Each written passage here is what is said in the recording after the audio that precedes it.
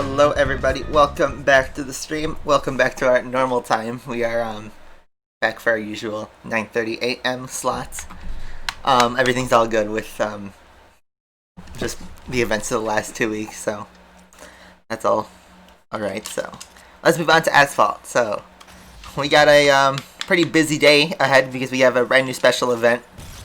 I think all of us were anticipating a third Drive Syndicate, or at least a third super major event for the SSC Tuatara, which is the highest ranked car in the game, by far.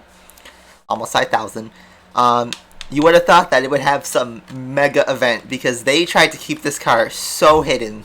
The leaks happened. Like, everything from a super secretive car, it had the traits, it got leaked, all that stuff was leaked out, so it must have been a super huge event coming up. But nope, it's just a plain old special event. Because, you know, why not? So, that's pretty funny in my opinion. What's not funny are the requirements for it. So, I guess let's go straight into the special event and just talk about it for a bit, and then we'll try it out. We do have unlimited racing with the SSC due to the multiplayer, so we will definitely be spending most of the day on that. Hello everybody, just tuning in. So, obviously, a lot of American cars. In fact, most of them are going to be used in this event. One thing I want to point out right off the bat that's ridiculous is this 15 condition requirement is so stupid. I have a full-time job. Most of us have a life. Most of us don't have time to grind 15 of the same race every day. It's boring after, like, race 3. Especially when you have the cops flying everywhere. Like, this was so meant to be a Drive Syndicate that I feel like it's just been turned around. And, you know, it's like they had the setup fully there and then just backed out. Like, nah, we're going to do a regular special event. So today looks like it's a free trial day of the SSC, which we need 15 races of no wreck, which I think is pretty stupid. And looks like we could drive it at any star. Free try. And then next we got this Cadillac CN, which will need 10 races. Still ridiculous. Another SSC stage, which needs another 10. It's like, how many races do they want us to grind? The SSC takes a 6-hour refill, so we need to do 5 different sessions to get that first round, and then day 4 we have to do it again, and then stage 6 we have to do it again 10 times. Like, I can't argue enough. You need to have no life in order to keep up with the pace of this. Which, you know, they're giving us a full month to do this event, but still, I got stuff to do, man. I gotta go to work and all that, so here's where the fun part, I put the fun in extreme quotation marks. So, first, BXR is needed. Okay, you need it at 2 stars. So, I guess lucky for me, I have it at 2 stars. Still need to do 10 rounds, which is stupid. Another SSC trial. Next, you need 4GT Mark II, which looks like you only need it unlocked, which is fine, but you have to beat race time, so who knows how that will be with 1 star. SSC again. They're still doing free try. Still have to do 10 races, no wrecks. There's the Corvette C7R. I think this is free try. It is. And then SSC again, and then here's where the BS happens. So, Corvette C8 round. Looks like you only need the car unlocked, and you can't skip that finish race. So normally, there'd be that skip button, but you need blueprints in order to finish the race. So that means automatically, you need the Corvette unlocked in order to get 100% completion. So that's great. Next is the trying stage, which I have gold. Hopefully a lot of people have that. I think they're counting on you having the car at 3,700, so that's one thing. And then SSC again, and then here we go, BXR. So you need to finish the race again, so you can't skip everything. You need it at 3 stars. That is the ball breaker, I'll call it. So, yeah, you need the BX at 3 stars in order to even play that race and finish it, and then you get to that. And then, of course, how do you get the key for the Tuatara? You got to get 100% in this event. So, you have to do every single one of the grinding races. If that wasn't enough, you also need the C8 and a 3-star BXR, which, especially the C8, is automatically $10 in order to have the chance to complete this event. $10. I mean, like, why? Why? And you need a 3-star BXR, so you need to sync tokens, and you still need to sync tokens to the SSC if you plan on even using it to some capacity. Here's the reward for the SSC. Do you get any tokens at all? Nope, you get some import parts and 10 million credits, but no tokens to recoup your losses. Instead, you get some Class S rare parts that everybody has. So, yeah, no point in, I guess, grinding super long since I don't have the C8 and I don't plan to buy it.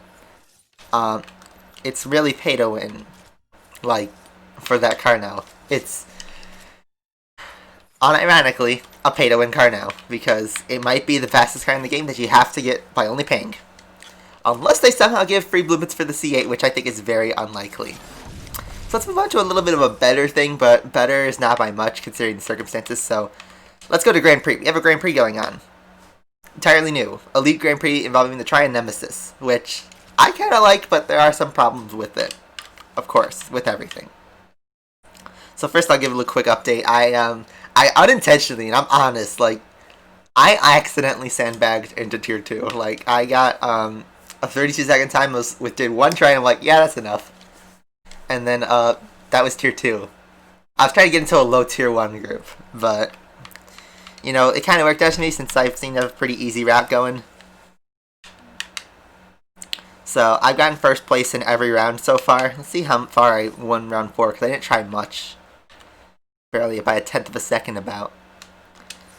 But it looks like I got first place pretty much locked up, which is good. I think I'm, in fact, guaranteed first place pretty much if I just play this race. So, that's neat. This is the last round, round 5. Do you even get try on blueprints? No. I've noticed that. It's so weird. You get unlimited tries, so we'll definitely try to improve our skills here, sharpen it up a bit. In terms of daily events, we got a car hunt right for the Mazda Fury, which I do want to work on, but it's not enough fuel. This is sad. I do need the 2 import parts, though. I haven't seen a route for it, though. Corvette Grand Sport was free for everyone, so hopefully you grab that, even though everyone has that car, and people just complain about it all day. We will race the Tuatara, trust me, it's a long stream. We got a busy day today. I just gotta do my little monologue thing as we always do, so that's it. We got a super event, which is like, alright, free tokens, and remember when they gave you 1,000 tokens if you had the Lamborghini CN for this ultimate event? You have the Tuatara, you're only getting 150, which, in my opinion, is a huge slap in the face. Yeah, it's pretty minuscule. Then we got an anniversary event, which I still haven't done. Another Crescent Moon, which doesn't have any Lycan import parts, and I crashed on my run, so maybe we could fix that, but we got some time for that. And that's really it. I mean, I could do Class A Elite. I don't know the right route for the Fury, and I'm in 5% now. I've seen some people try the Elise and do well with it, but I think the Fury's the fastest car. You need to wreck to get the goal. Which goal? Because that would be so funny if you have to do 30 races.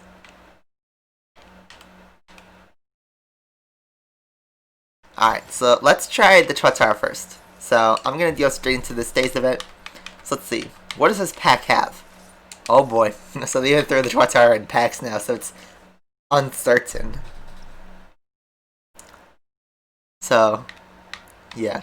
So that was my take of, not the infamous Jesco rant, because it didn't screw me over after 3 weeks. This, at least, I will say, the silver lining is we know about everything on day 1. So we already know it's pay to win, so that you can stop sinking your tokens into something you don't believe in. So let's see, we gotta do 15 stunts and no wrecks. There's cops, that might be pretty hard, so...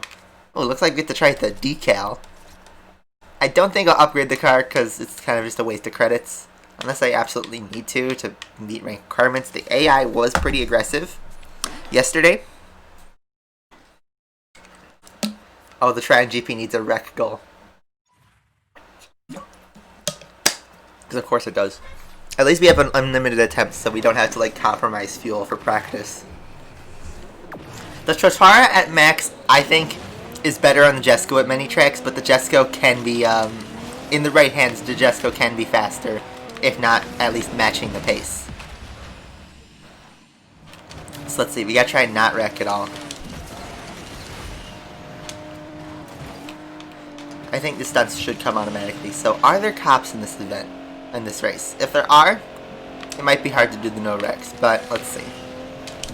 So far 25% distance and nothing yet. AI do seem aggressive though. They seem very aggressive. So I think we're underranked for this event, which is great. If you have to win the race 15 times, if you crash once, you're getting neither of those goals.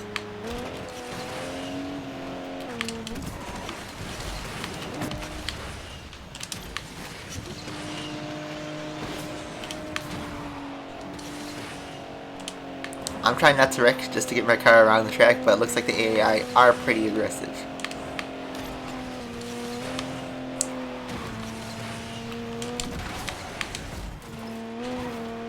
And 1 star, this car is not bad. But the Jesco at 2 stars was super competitive in the right hands, so I don't think the Tuatara shares that trait necessarily.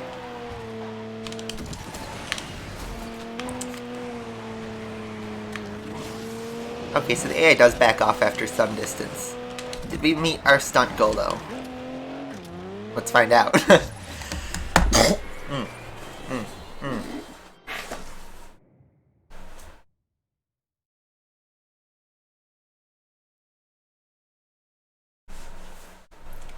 I don't have the virus, don't worry. I don't think I do. Uh-oh, no. So, let's see, did we get it? We did get our goal. We have to win the race 15 times though, still, so. I don't know, it's pretty, risky event, even though you're not risking much, honestly, but. And look at that, double credits. The Asphalt special.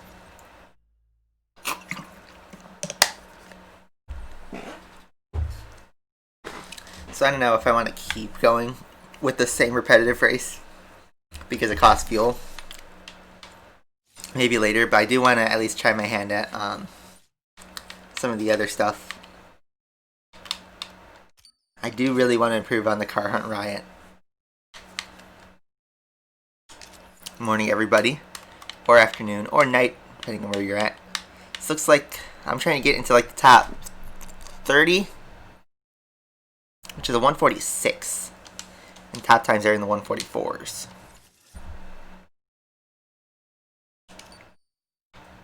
Kids, he made me experience high time! Oh!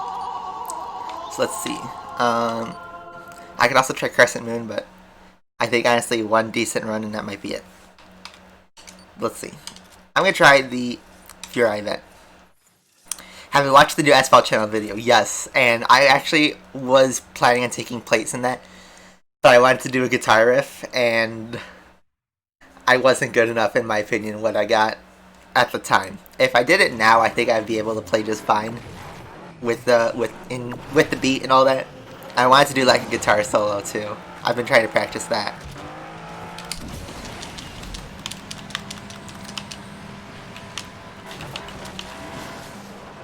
Let's see.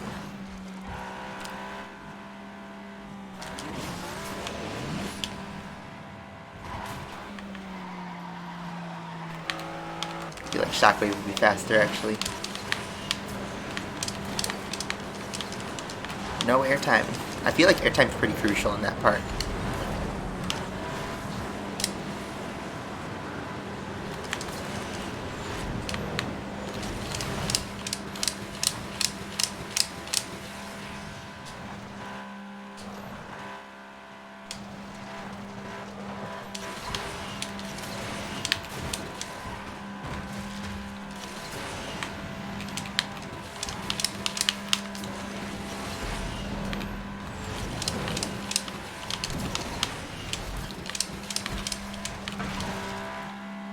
Hook it. Apex. Like a real racing line.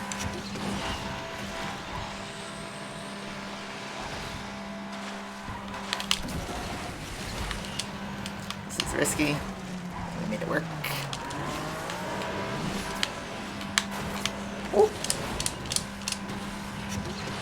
Alright. That was the hardest part of the lap, probably.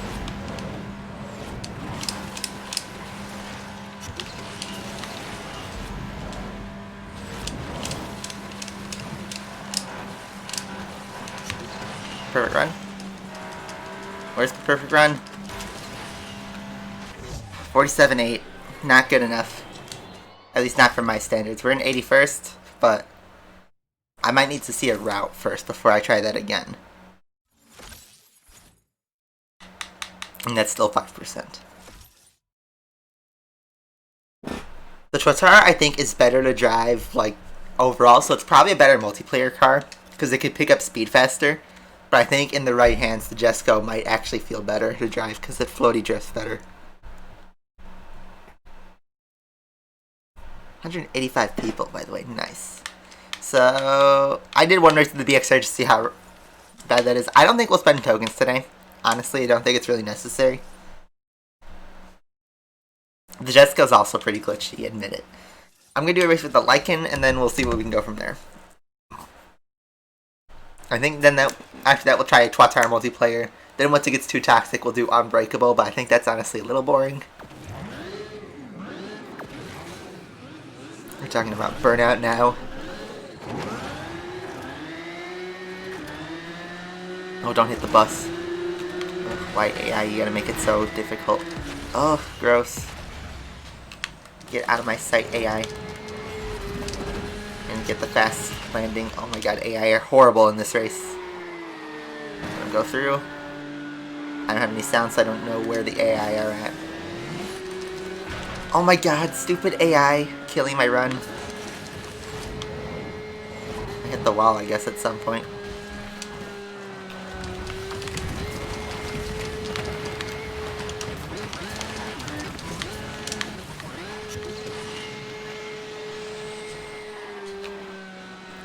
I feel like floaty drift would be pretty good with this car. But it hooks too much. It does work, but only barely. You can't hold on to it for too long like the Jesco. The Jesco just does it in ridiculous form. So obviously this is going to improve on my crash to lav, but I don't think this might be top 1%, especially with some of these mistakes I'm making.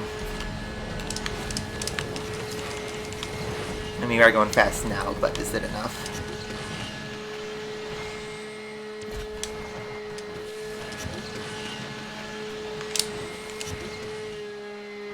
Two, 3, and 33. So let's see.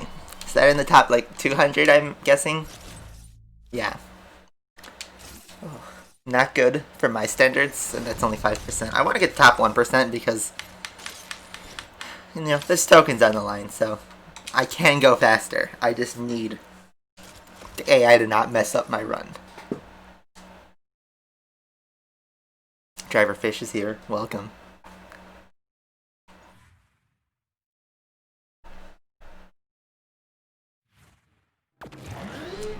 Theorem's here, but that's not the right one. Guys, that's a cropped logo. Ooh, I don't think I'd make contact with that guy. I picked up 2 near misses. Get out of my way, AI.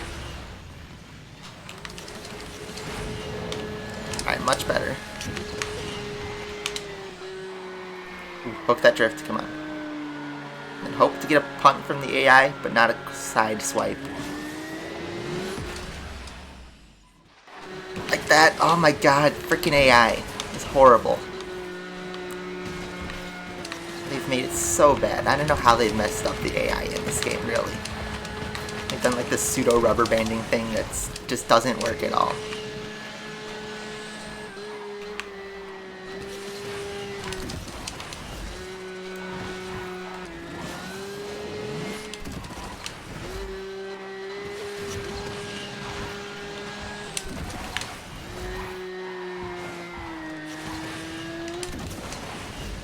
Let's try wall riding, I guess.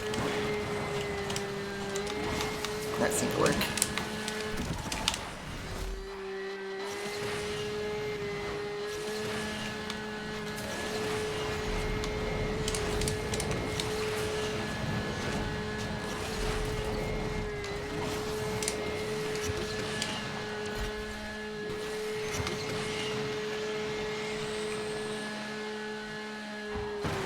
Oh, I was hoping it wouldn't lose too much speed. We got a 131. Better. I don't know how much better. But the AI definitely ruined the lap. Okay, so we're in the top 100 now. Is that enough for 1%, please? Okay, it is. And I want to focus more on this race than I need to. Especially now I think I got almost all the solo rewards, which 10,000 credits is nothing.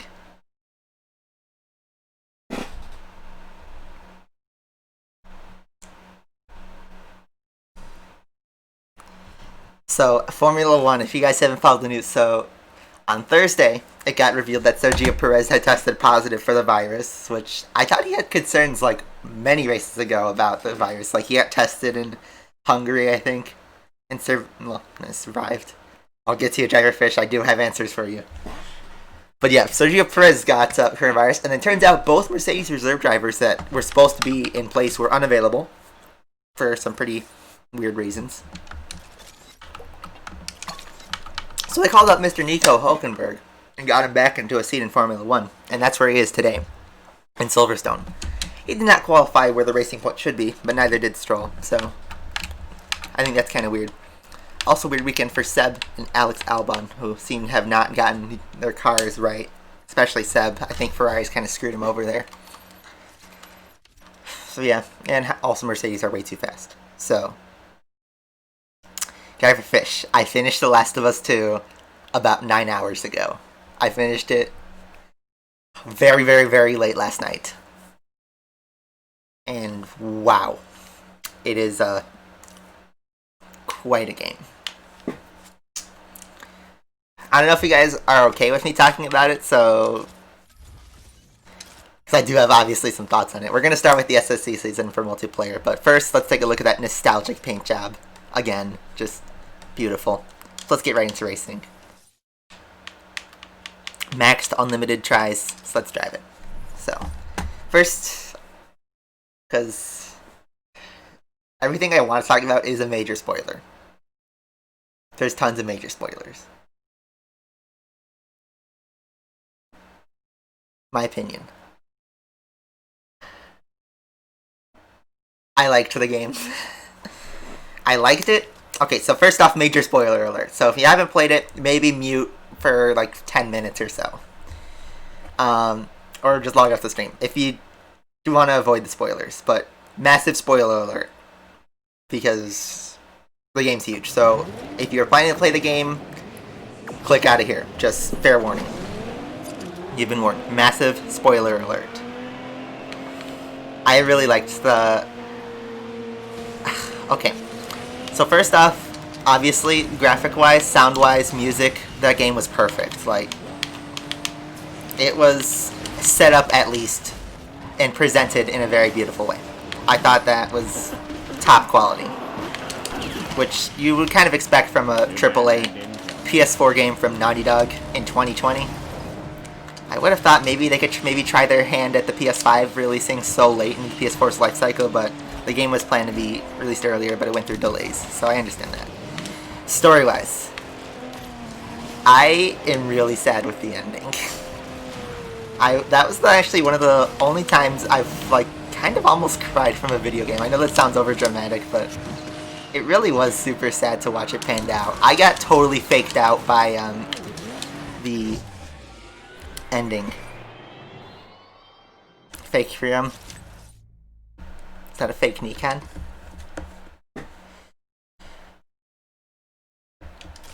Okay, I've been recommended Umbrella Academy. I haven't watched it, but okay.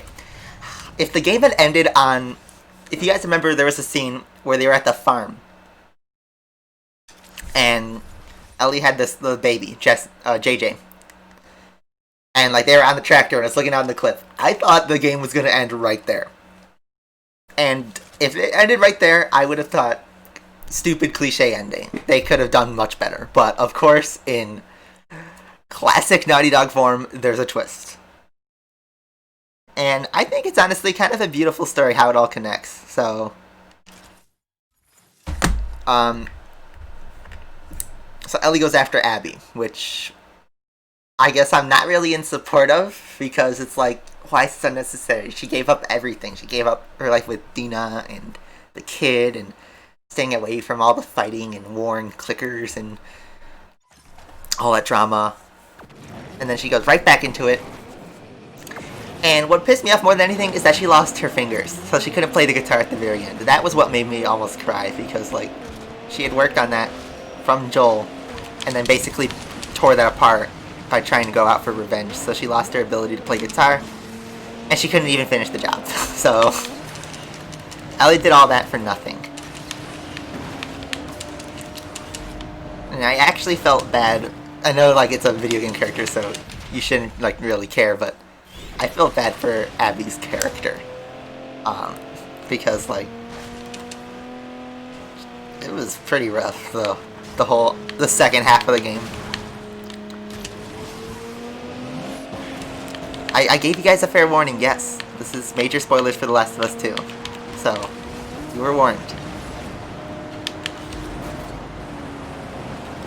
Also, I crashed. I'm not paying attention to my racing, but.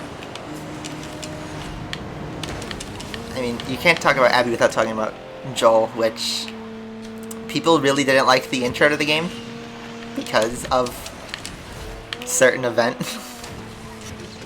Okay, it looks like people don't understand I'm talking about The Last of Us 2, so maybe I should stop talking major spoilers, but I don't know. You guys want to see my opinion?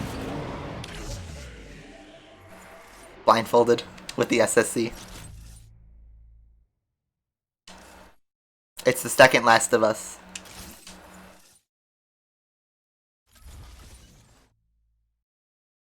It is a very strange feeling. I've never felt any other way at the video game, so for that I applaud Naughty Dog for that. I think the people who are hating on the game were expecting some kind of, I don't want to say fairy tale like thing, but something where like Joel dies from fighting off zombies, or where Ellie gets her revenge, or something like that.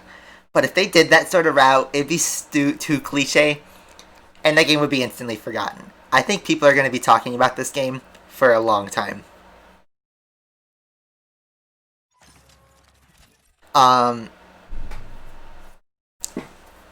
Gameplay-wise, it was the same as the last one, which was fine. I actually liked the new zombies, the Rat King, what was it, the Stalker? And the one that's one step down from a bloater. Straggler, I think it was? Those are the new zombies, and those were pretty awesome. I was actually terrified in the hospital mission, the Ground Zero, where you fight the Rat King. That actually scared me. Which I don't get scared in a video game often, but even though you know it's coming, it's like, wow, a pretty terrifying moment. So also, just building the suspense with that is really good. I think the game was really good, basically. Narrative-wise, was weird, but you know what? I applaud them for not going for a stupid, cliche, forgettable story. It's really hard to follow up on the first Last of Us, which was in itself something that's kind of never really been done before. I think the first one was better, I will say that. Because they had something brand new to start up with, so The Last of Us 2 had a lot to follow up on. Like, a whole lot to follow up on. And it's hard to match that. So, I don't think The Last of Us 2 is the best game ever created. I don't think the first one is the best game ever created. They're both really good, though, and I think The Last of Us 2 should be Game of the Year.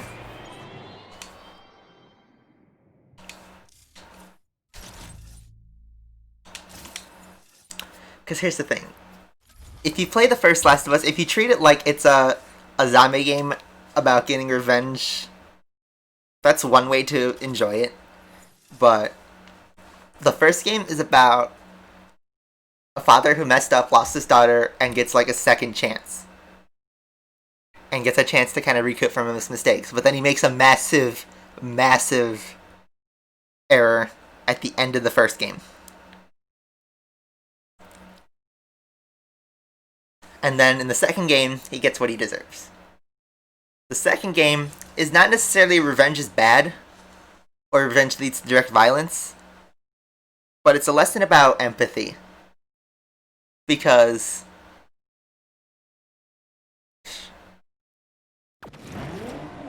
Ellie had like a ton of chances to kill Abby. Like a ton in that game. Honestly. She could have drawn a gun on her at multiple points. Or that boss fight towards the end of the game. Not the very last boss fight, but the one where you play as Abby. That could have gone a totally different way. And then of course there's the final boss, which was definitely a weird final boss, for sure. I think just overall, I do really like how the game was different from anything else I've played, so that's a good thing.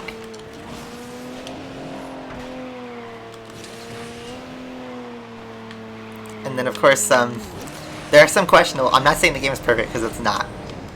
I think, just talking about the bad stuff, the worst part of the game was that really awkward sex scene towards the second half of the game. If you guys know what I'm talking about, you'll know, but like, it just seemed really unnecessary.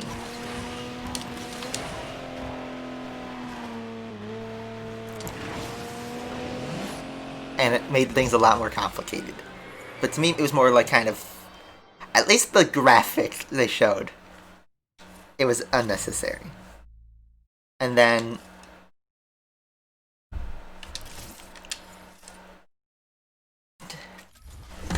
like, the way they treated... Like, another thing that I didn't necessarily like was they killed off a lot of people in the game, besides Joel, but...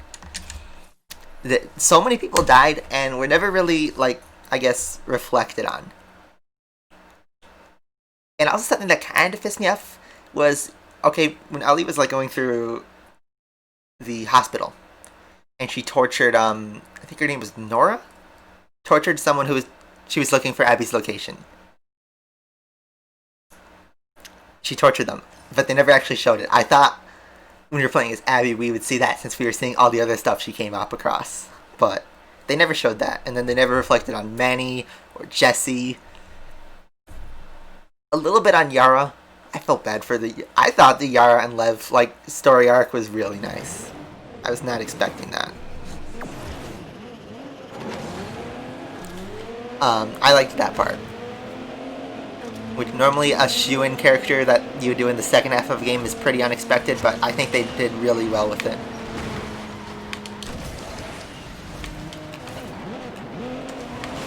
And, what else?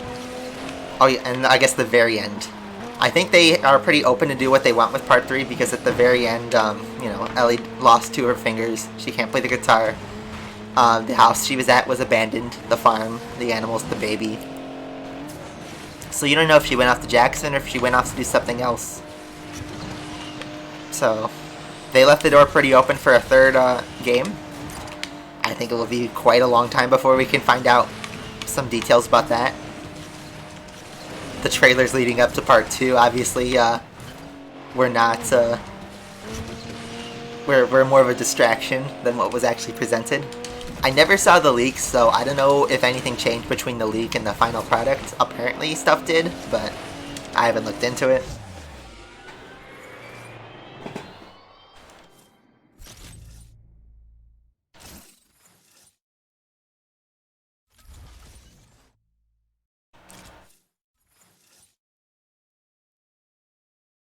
I'm not typing go because I feel like I'm in too common of a league to find people effectively. Yeah, but overall, I don't know how I could rate the game, because the game does so well on some factors, but on others it's like, huh. I wouldn't say it was perfect. And I will say there's some stuff like the combat. Yeah, the ending was like getting kicked in the nuts. Like, it's definitely a different kind of ending. I'm glad they didn't go the cliche route, but like, whoa. They unhealed a lot in the last 2 hours.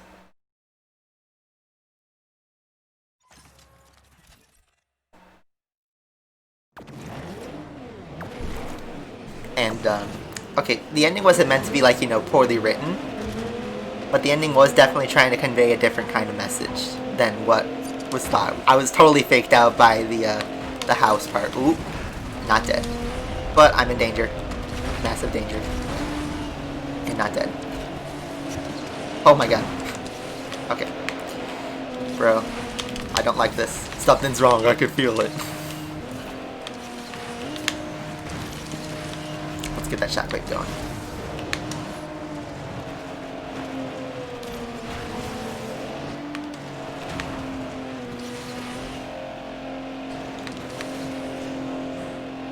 I didn't watch any of the advertisements because I wanted to avoid spoilers as much as possible. I will say, just based on the reviewers' part, I don't want to say, like, you know, stuff like IGN gave it a 10 out of 10. I don't want to say they were paid reviews, but they were definitely overhyping on that aspect, because I don't think it was a 10 out of 10 game. I don't think it was a bad game, though, so I feel like both ends of both sharp ends, where some people are saying it's the best game ever created, and some people are saying it's a disgrace to the Naughty Dog name. I think neither's the case, and I think it is a very good game. The combat did get tedious towards the end, though, when you're just, you know, you're 26 hours in and you're still fighting zombies. I think the game took me 26, 27 hours to complete total. I thought God of War 4 was better, though. Honestly. I liked that better. You know how you do a good revenge story when, like, if you remember in God of War when, like, Atreus was going for revenge and Kratos had to show him it was bad. You know what's a game that does, like, revenge how people thought The Last of Us would go? God of War 3. I think that's what people were expecting with the second Last of Us, was it was like a God of War 3 style where Kratos doesn't give anything. He doesn't give a crap about what anybody says and just goes straight for revenge and gets it. And you don't want to kind of repeat that because you're basically selling a game that was made 10 years ago. So, cliches have been done already, especially by AAA developers, but I liked the fourth God of War better, the PS4 one. I think 8.5 sounds about right. I liked the first Last of Us better because it was something totally new. If this game was just a standalone on its own, I don't know if it would have been the same conceptions, you know? You don't kill off a major character in the first hour in any other game, especially if it's a new IP. So, the way they did it could have only been done with The Last of Us. And I don't have a problem with, like, you know, it being, I guess another kind of controversial point, but I can't believe I'm even saying this, was Lev's identity and the fact that it was pretty much 100% a female-driven game. You played as Abby and Ellie pretty much the entire game. I didn't have a problem with either of those. I don't know why people do. I thought the way the story was told, it wasn't really impacted, and it was still a really well-told story with all those factors, and they handled those issues well. So I don't have a problem with that. I know some Coomers do have a problem with that, which they're playing the wrong kind of video games.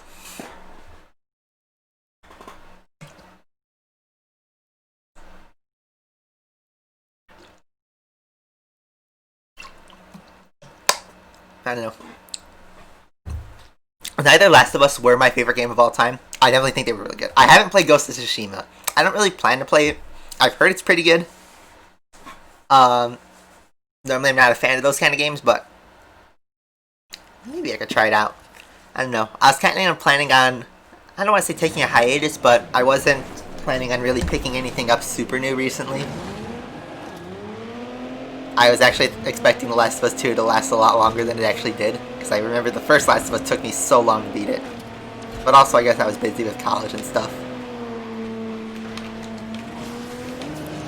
Which, yeah, I get started on that in about 3 weeks.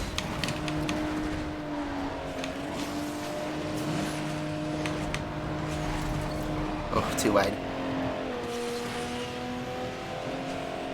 Let's see if we can come back from this. Oh my god. Blocking the way. I could have totally slingshotted past them.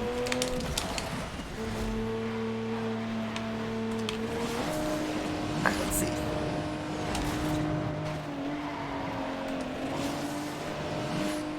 Let's go the other way.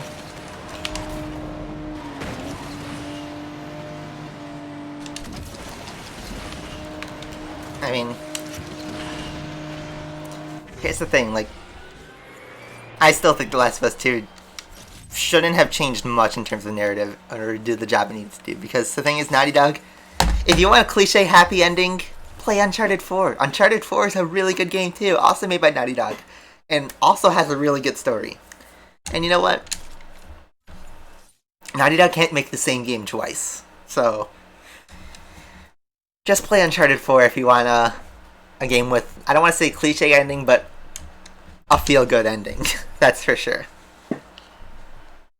Last of Us, neither Last of Us has a feel-good ending. Both of the endings were sad. Okay, I'll say go in the next race. How is college? I'm still in summer break. I have 1 week left in my internship now, which I've done all the major projects for it. I'm kind of sad I'm leaving because I love the company, but, you know, I have to see if I can get a return offer. I hope I can, but that's out of my control now. So we'll see. Otherwise, I start college in 3 weeks. We are still going on campus, which I don't fully agree with. I think it would have been... Oh, that was risky. I think it would have been safer for us to stay at home for the whole semester. But you gotta consider the social aspects. And some people just... Ooh. Oh, I couldn't save it. Somehow I'm still leading. You gotta consider two things. The social aspects, and some people, including myself, learn better in a in-person environment. Because that's what we were trained for since we were kids. I am doing better at online learning. Because the actuarial exams are fully self-studied, so... Both of the exams I passed, I did studying pretty much all on my own. Especially the second one, the one I took this year. I did that fully through an online course, and I'm actually doing the third exam. I started that last week. Thanks, Boom. They made their cringe rock music. I was going to participate in that and play some guitar for that, but I wasn't good enough, in my opinion. So I didn't do it. I do not plan on working for Game Love. I plan to work as an actuary for some insurance company. At least that's the game plan for next year, if there's even a job market for that. Oh wait, go. Oh, I missed it. I forgot, sorry. I'm sorry, Raptrix. I forgot. The matchmaking's so fast. Okay. So yeah. So I guess that brings the question of what, in my opinion, was the best PS4 game ever really, since we're at pretty much the end of the PS4's life cycle. I don't think anything major is coming out on PS4 now. Everything after Ghost of Tsushima is PS5.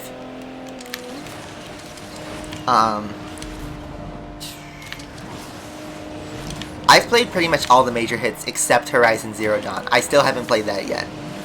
And I hear that's like one of the best games, but that's the only one I don't know, so I can't form a full opinion on that.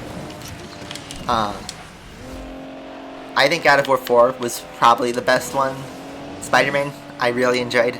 I thought Spider-Man was an awesome game. In terms of like driving games, I thought Drive Club was pretty fantastic graphic-wise. I wish it had Gran Turismo's physics though. And you know, its support post-launch. Marf's here. Welcome. And Uncharted 4 was awesome.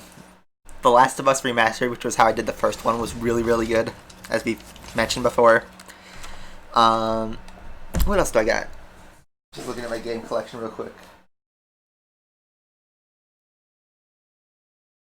The Spyro Reignited trilogy, even though that eventually got released to multi-platform, it started on PS4 only, and that was my favorite PS4 exclusive until it became non-exclusive.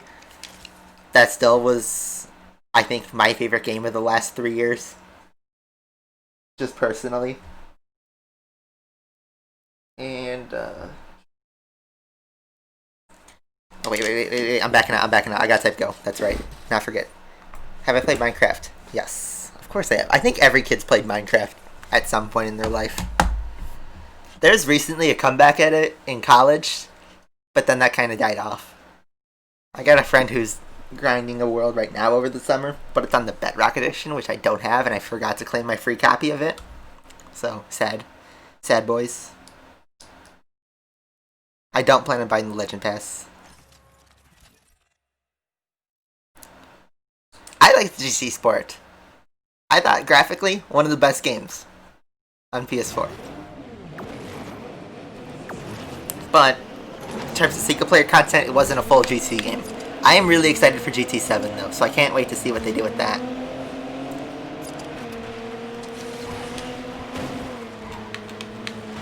I think that's my most anticipated game for the PS5.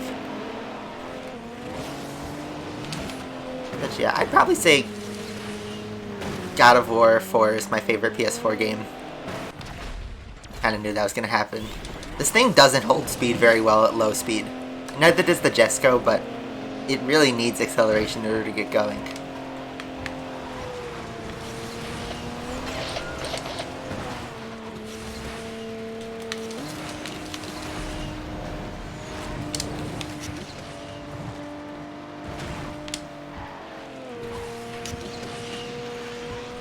Looks like I'm too far behind to do anything.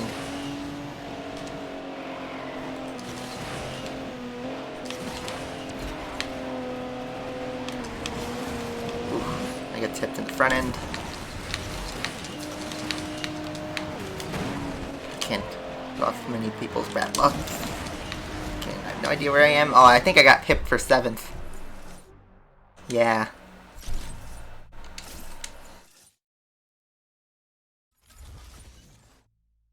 Asphalt 9 and PS5, no. So yeah. I think my favorite PS4, at least at launch, exclusive game was the Spyro trilogy, the Reignite trilogy. That one made me smile the most. I think God of War 4 also was really, really good. Derek, that's an unfair question. I've played Gran Turismo my entire life, so I'm gonna be super biased. So, PT. I do think Forza has done a fantastic job getting in, just establishing themselves as the racing platform on Xbox. They've done as much as they could. Oh, I should have done the left side. Oh well.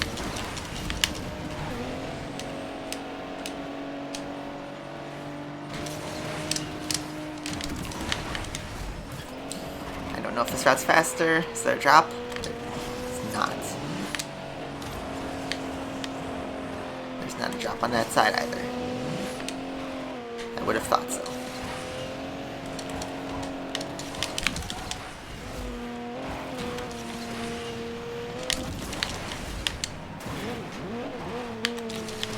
No other spin bonus. Bro. Boom. I was gonna say no knockdown? There it is. So yeah. Gran Turismo obviously is my preference over the two if I didn't make that clear.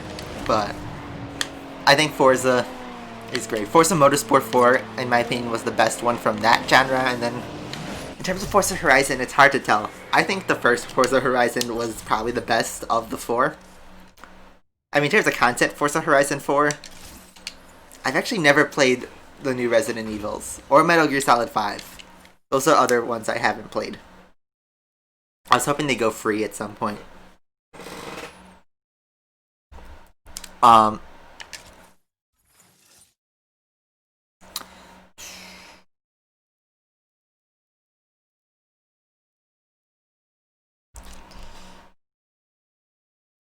But yeah, Forza Horizon 1 I think had the most, I don't know, it felt more like a fun experience than just grinding out cars and graphics. I think the last Forza Horizon 2, 3, and 4 were like, guys, look at the Xbox, look at the graphics, guys, look at the graphics, and not how like we've recycled the same car sound.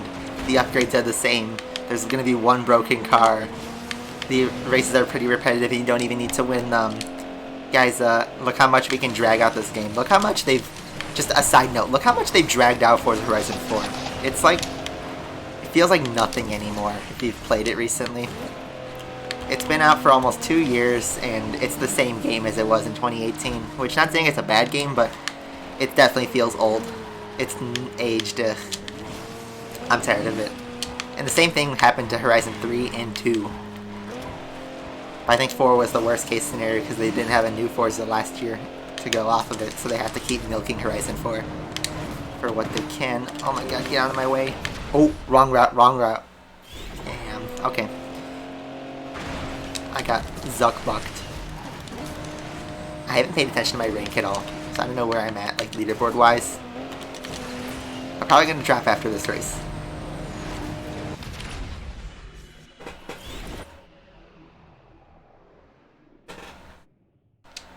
And then yeah, for Gran Turismo,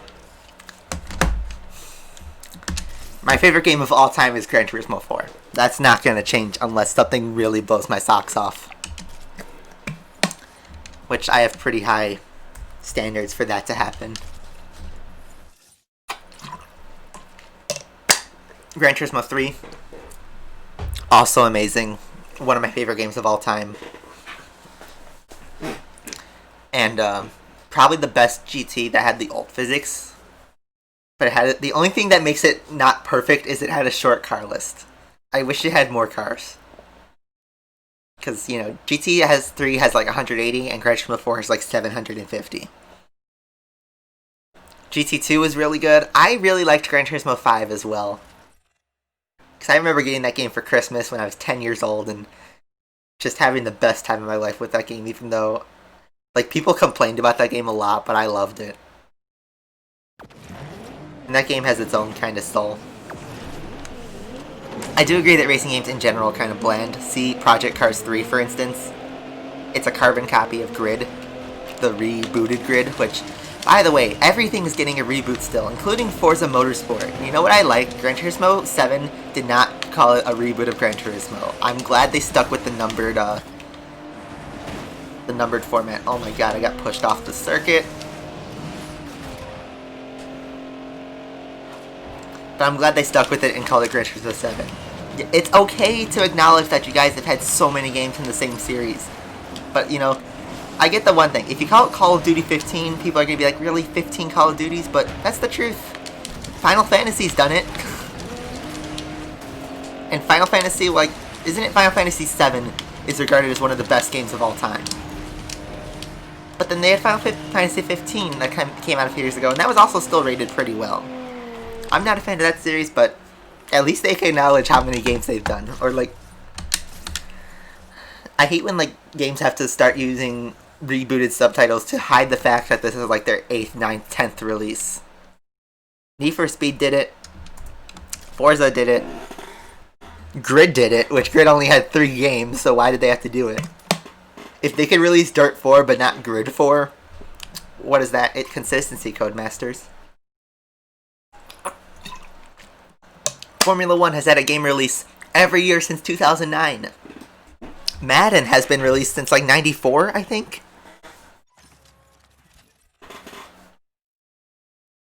And there's been a Call of Duty every year since like COD 3. I want to say COD 2, COD 3.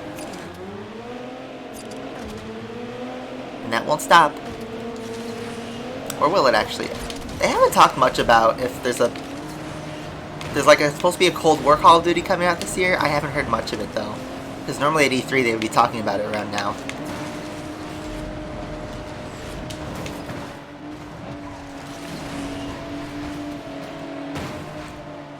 Get out of my way.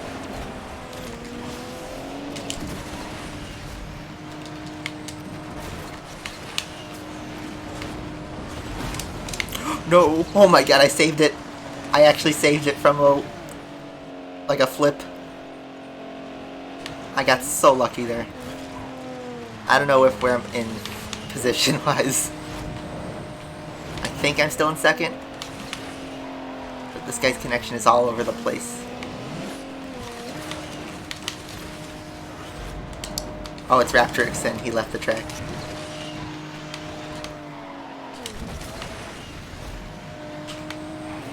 We got a win. Yeah, F1 30, right? F1 2020 is not... I did not buy F1 2020 because even though they keep doing it, it's still the same career mode. They don't change anything. And also it doesn't affect the 2020 season. So we just somehow appeared in the top 100, by the way. That's why this was getting so difficult. Because we're in the top 100 now. I didn't even pay attention to that. And wow, you're not getting into Platinum until the top 20. So let's try to get into Platinum, because why not? Need for Speed No Limits. I haven't played that game since 2017.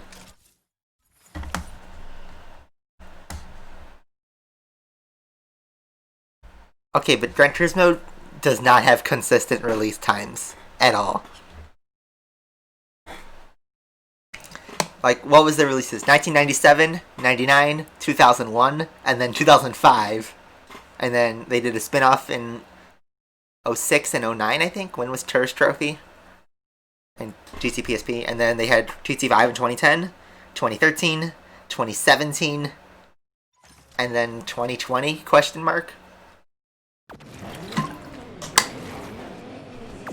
It's like every few years, but not every year like Forza does. Forza's kind of hidden the fact that by splitting it, they've released a Forza every year up to last year. Last year was the first time they stopped doing a new Forza since Forza 3. But was Forza 3 2010? I thought it was 09. But since Forza 4 at least, there's been a new game every year.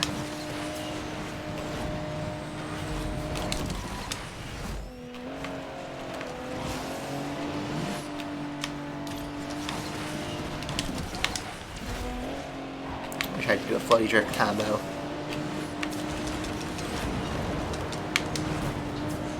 I think we got some airtime there.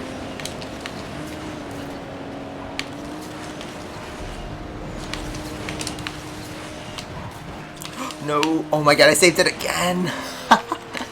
Nice.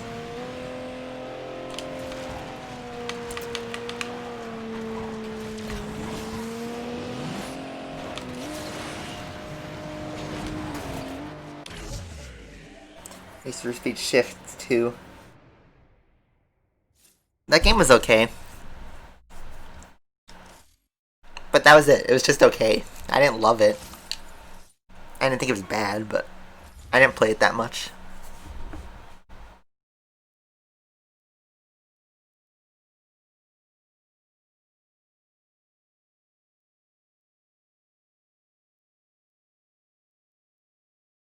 Gran Turismo has Toyota, yes. I plan to buy... Okay, I don't know if I talked much about the Xbox, because I thought that was the week before. I think I did talk about it in the last stream, but basically, my thoughts on the Xbox Series X is it's unnecessary to buy it. The big takeaway is that if they're releasing everything on PC, then why buy an Xbox? As much as Microsoft doesn't want to put their foot down on exclusives, that's the reason the PS4 sold so well.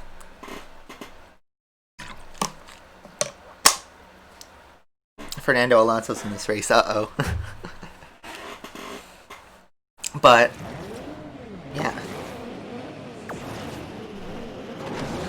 Is there a really big delay in the stream? There shouldn't be.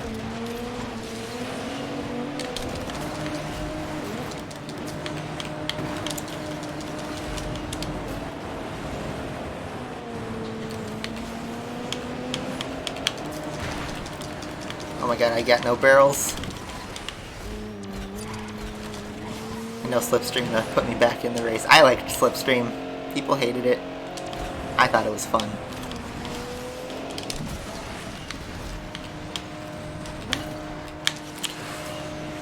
That was close. I'm just gonna kind of pick up the pieces from everyone else's mistakes.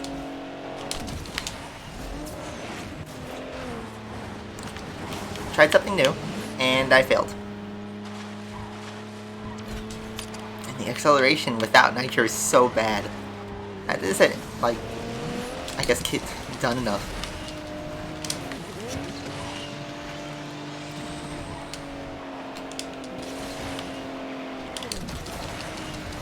Oh, I've passed under Shockwave. Oops, sorry, Raptrix. I still can't see how my rank did. We're in 67. I don't think we moved very far. Oof, sorry, Raptrix.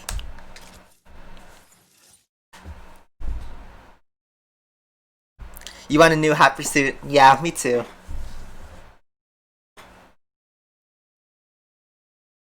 But yeah.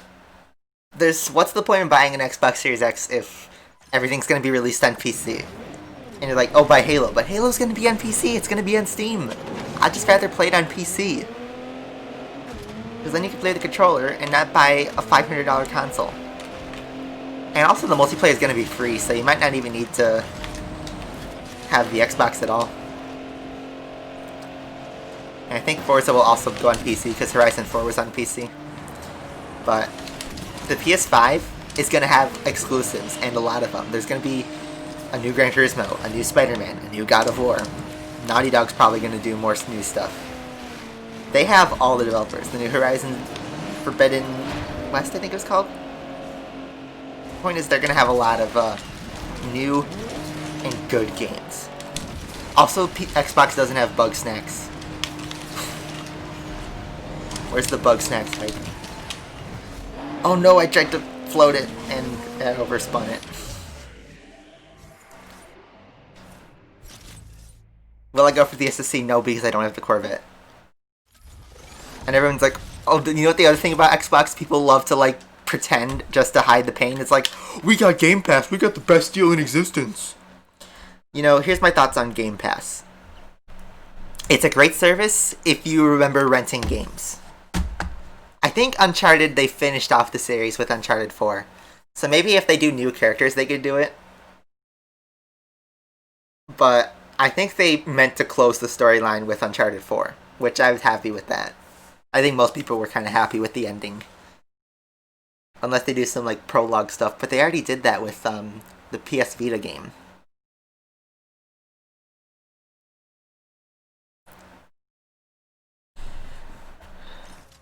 So yeah. I think, I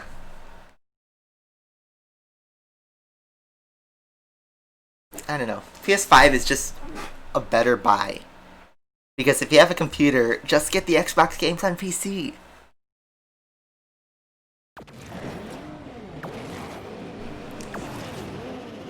But yes, the Game Pass is like renting a game.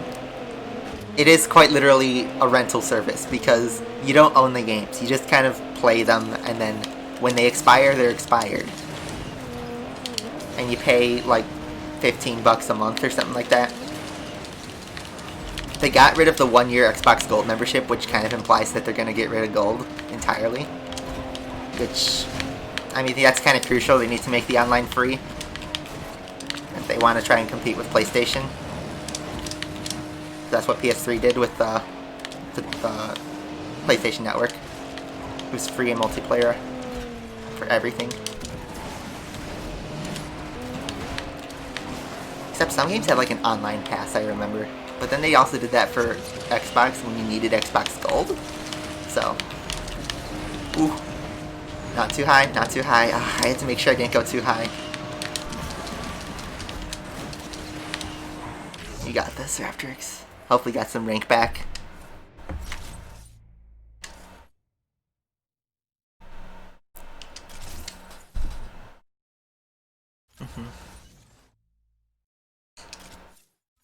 But yeah, you don't own the games, and I hate to say it, well, not hate to say it because I love to say it, but I like owning the games.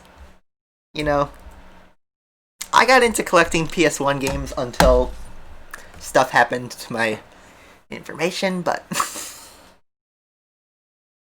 you know, I like collecting games because at least that gives you the ability to play them forever as long as you have the hardware to do it. Like, Xbox is trying to move to that full digital, and you play everything on Game Pass. And it's a great value if you don't care about owning the games, but if you're like me, I get nostalgic all the time. So, whenever I feel like I'm bored, but I don't want to really invest time into a super big video game, I'll turn on my PS1 or PS2 and pop in one of my favorite childhood games. Because I have discs for those that still work. And both my PS1, PS2, PS3 still work. And so do all my other consoles. I only have a broken Super Nintendo. But I have an NES, an N64 that I, you know, admittedly I need to start getting more games for because I only have Ocarina of Time for it, but all my other consoles work.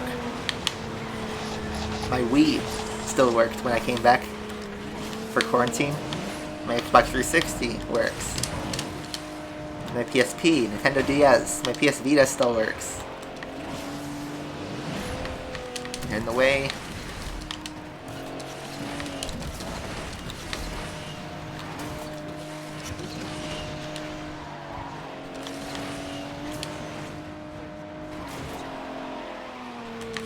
So, if I'm feeling like playing a classic game, I'd rather just have the, I don't know, the fun of popping in a game into the system and playing with the original controller on the original system.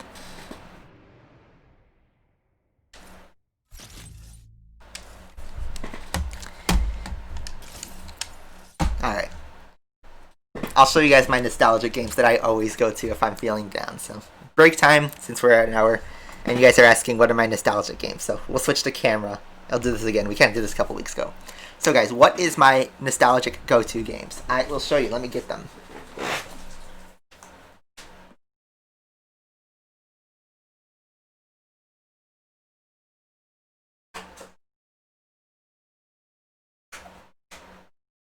They're all my favorite childhood games. Just try not to drop all of them. What else?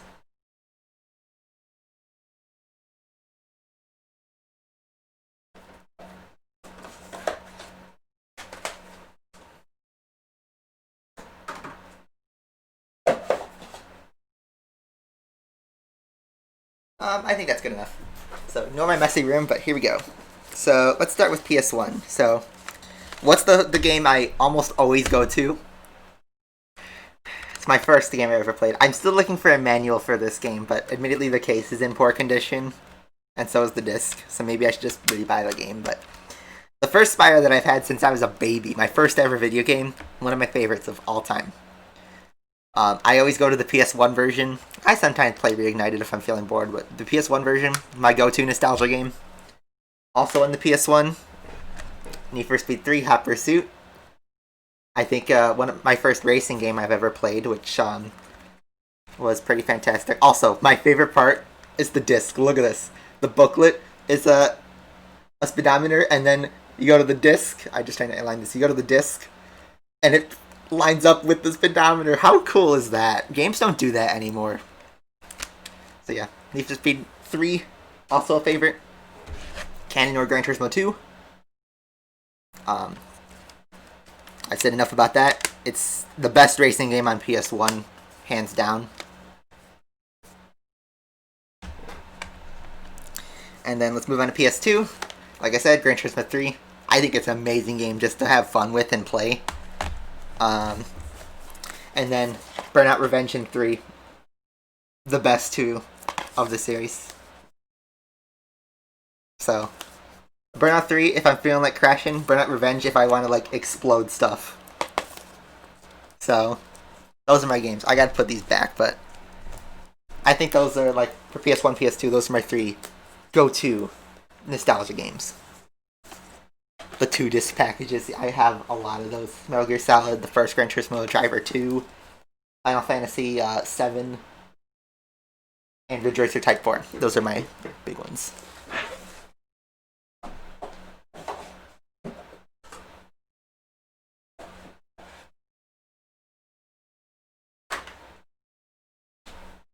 Just put my games back.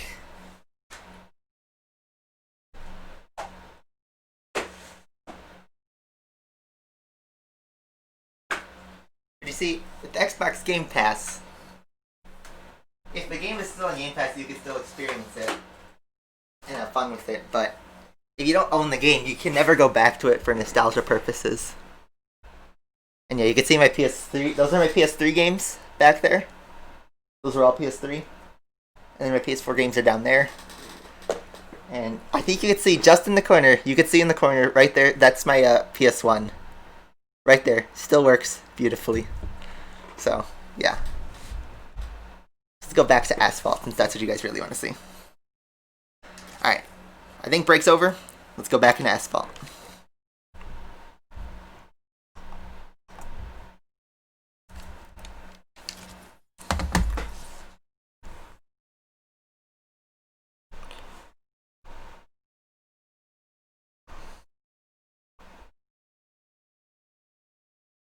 Hot Pursuit 2 is also really good.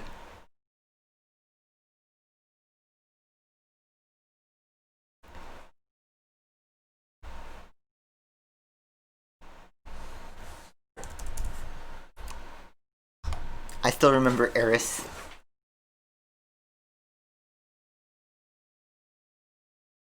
I have Flat Out 2 on Steam. I thought it was pretty decent. Kids, he made me experience high time! Oh! So yeah, if you guys want to know what I do with my free time and your donation revenue and like my ad revenue and my income from my job, my favorite thing I do in quarantine is I collect old video games. and then obviously play them on the original software. I've had those systems though, like, I had the PS1 since I was a kid, since before I was born actually. And then, yeah, had the PS2, 3, 4. It will be PS5, I will buy it at launch this year.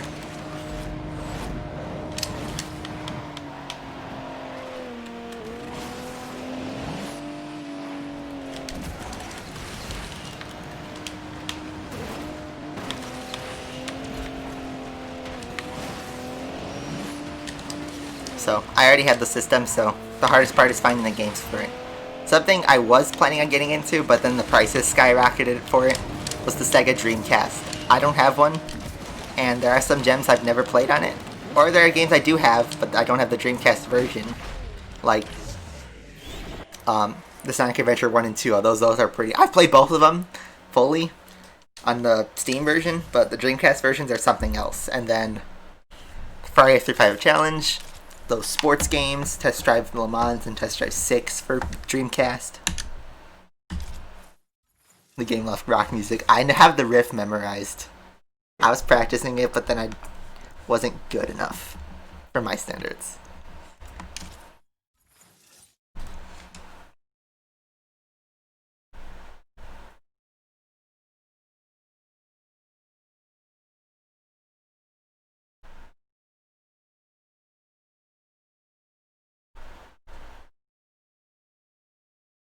I have Burnout Dominator. That was actually my very first Burnout, was Dominator, and I loved it. I will say, if I played Burnout Dominator after Burnout 3 and Revenge, I would have been a little disappointed, but I'm glad Dominator was my first one because I loved that. So then I picked up 3 and Revenge, and I was blown away. But that was when I was like 7, 8 years old. 7-year-old Lucas crashing cars, I loved that.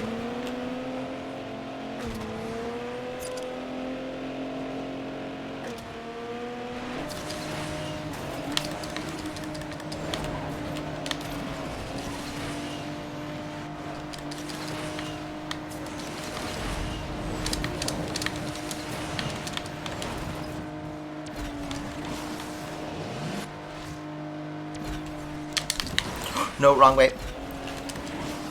At least we had Shockwave to help out. No, thanks. He crashed. Small price to pay, but I lost all my speed. Yeah, I don't know how I feel about this car after driving it a lot. It, like, you need nitro constantly. And I'm glad it has better nitro. But this thing does not accelerate.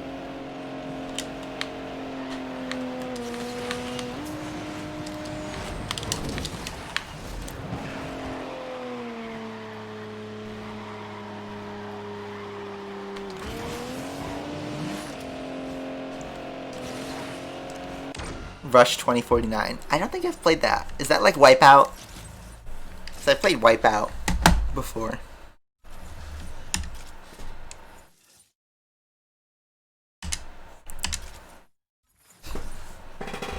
Burnout 3. I wish they remastered it, but they could never do it again because the sound... You know what's the best part of Burnout 3 is the game plus the soundtrack. I think Burnout 3 has the best soundtrack of any game ever because, like, it's a time capsule. I've said this before, but it's basically a time capsule to 2003 punk rock, which is really fun. It's a fun thing to do when you're crashing other cars, that's for sure. It's something that can't be done again. Because it's 2020 and that kind of music isn't made anymore. What do I think about the Tuatara? I think it's a good car. I mean, obviously it's a king contender. And in the right hands, it could go really well. But in multiplayer, honestly, I have different opinions now. Because when it accelerates, it's actually kind of slow. I feel like the Jesco is actually better in managing low speeds than the Tuatara is. Which I was kind of surprised about. If you're blocked, you lose a ton of speed with this car. What? I was spinning.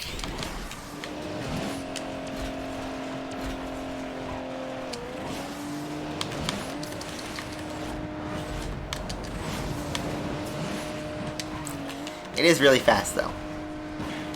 Ooh, no. I messed up. I'm gonna actually quit this race because I'm gonna guarantee last place. Yeah, I'm not a vintage gamer. I've never played the actual Atari 2600.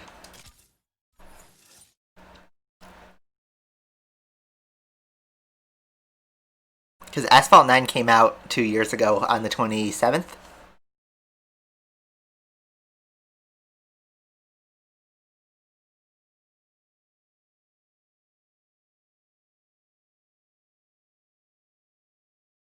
Yeah, Xbox hasn't had much going for it. They had Project Gotham Racing, which is defunct. They had Forza, which is good, but it's kind of like regurgitated these days, in my opinion. The dart is still here. I still have the dart. I have played Draw Race too. Like a couple times, but yes, I remember. That one is very familiar to me. Oh. Bounced off the wall.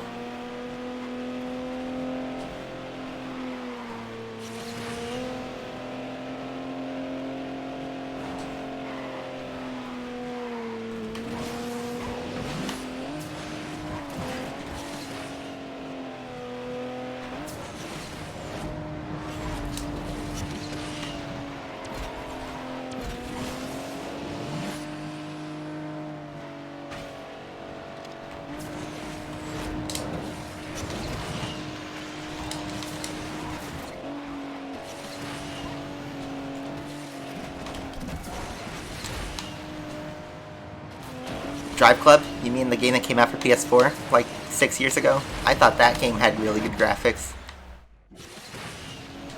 One of the best graphics on PS4. There wasn't much PS4 exclusive car games either, but at least they delivered with Gran Turismo and Drive Club. Didn't release it every year. Am I a Ferrari fan? Sadly, yes. The new Ford Bronco, you know, I don't want to make too many OJ Simpson jokes, but, you know, they did it. They did it. What is my rank at? Because I feel like I'm stuck at this place for a while. 1460. And I feel like we need to take a break from this. They should add Rough back in Asphalt 9. They added Rough to Gran Turismo Sport, like, last year. And that was really cool. How much fuel do we have? Can we work on, let's work on the Fury again. I do really want to do better for this.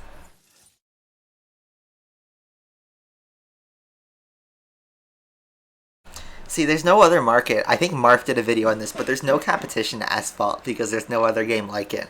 So that's why it does so well and it's able to do this stuff. We'll do Unbreakable after we burn our fuel.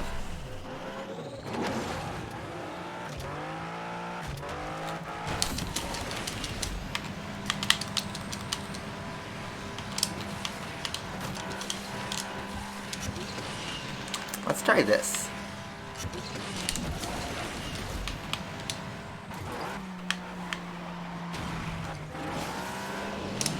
Yeah, that's better. Still no airtime. I feel like you can get airtime on that without doing the rail grind.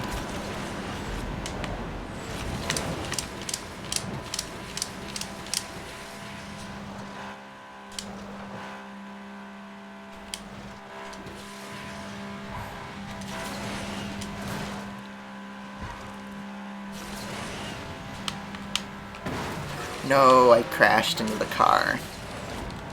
That little maneuver is going to cost us 51 years. Alright, let's see if drifting is better. I don't think it would be, but I think just drifting in this car is a sketchy thing to do.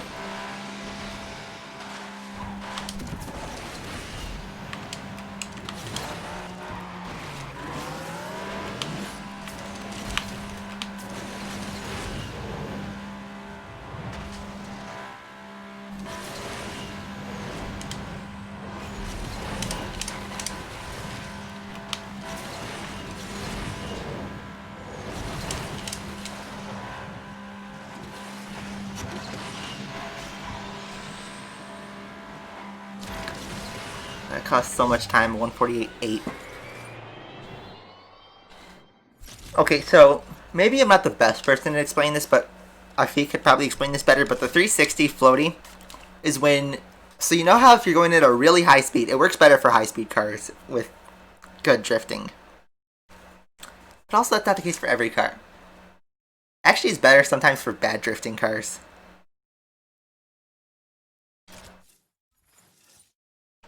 But basically, when you land, there's like a 1 or 2 second period where your car is floaty and it holds all of its speed through a full lock drift. You can force that by doing a 360, and it will actually be in the long run faster than doing a regular drift in some cars. And you'll get some extra nitro from it, which is crucial with cars like the Tryon, the Jesco, the Regera.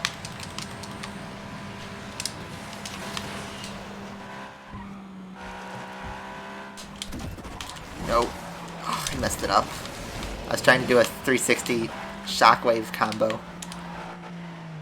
Okay, let's try the real grind, since this run is trash. There we go. I messed it up though, totally.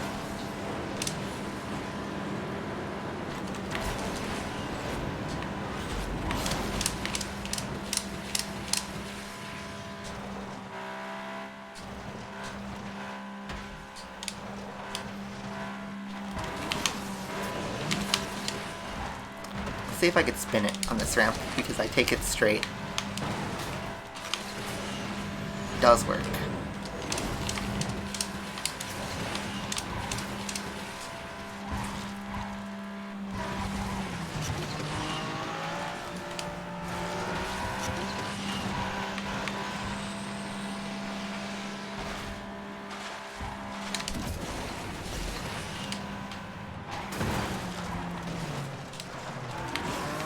Sometimes the drift doesn't fully cancel. We messed up the start so bad.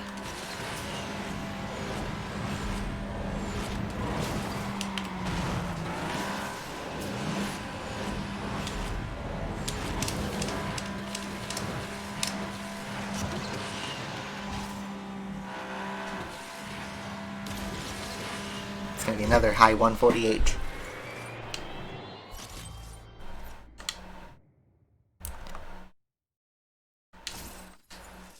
Thanks, Dev. Alright, I guess let's try Unbreakable now since we're out of feel for that. So I did do a couple races just to get into silver. So we did that. This series favors easy to drive cars that can pick up speed really quickly. So I'm actually going to drive the Artega, not the H2. I did a fake out on you. Oop. Hopefully didn't kill my computer or anything like that.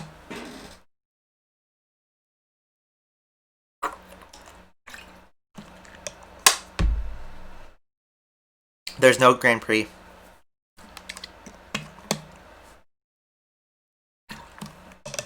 You just need 100% completion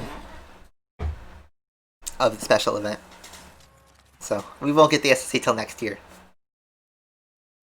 Still no way to get a free, well not a free car, but a pay-to-win Legend Pass car in sight. No Taken, no Corvette C8, no Gallardo. I bet you Corvette Grand Prix is going to happen next week on Monday.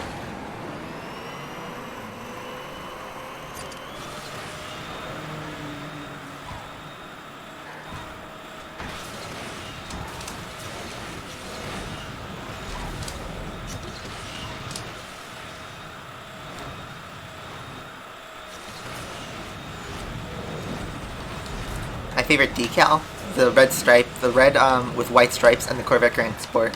Talking about this game? Yeah. I also think the Koenigsegg Regera is that decal's pretty solid.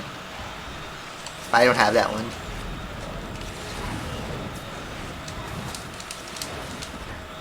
And the SC18 one's pretty good too, I guess.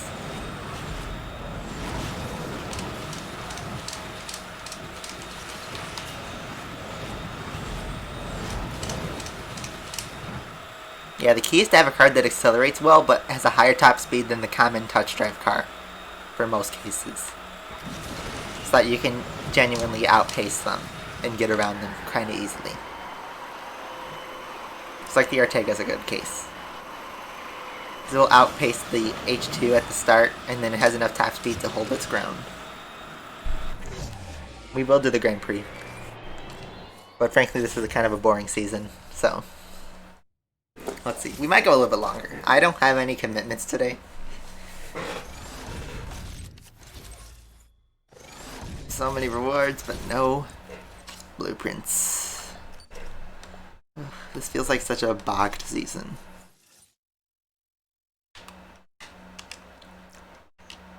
Gold Chiron versus Gold Tuatara. I have a Gold Chiron, so, you know, I already am all set, and then I have my 4-star Jessica, so for the really fast stuff, I have that. So I don't need the Tuatara unless I have it maxed out, you know. Yeah, McLaren F1LM is still in the void, the Shadow Realm. So, you know, we'll get that in like 2021. My phone's done charging.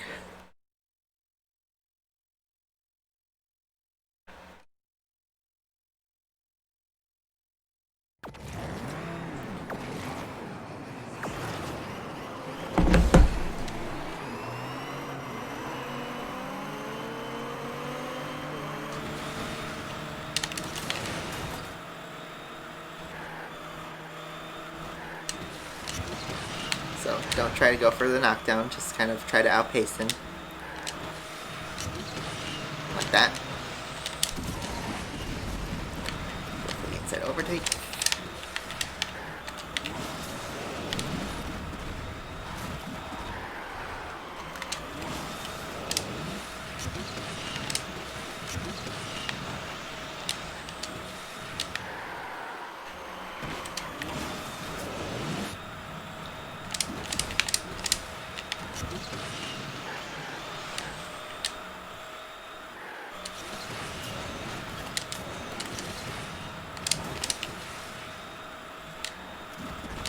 I intended to hit that bottle.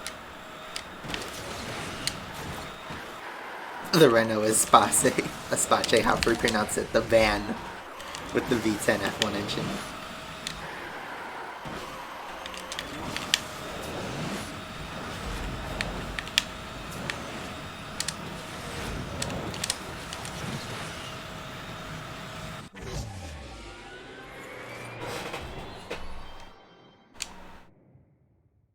Alright, see ya, Raptrix.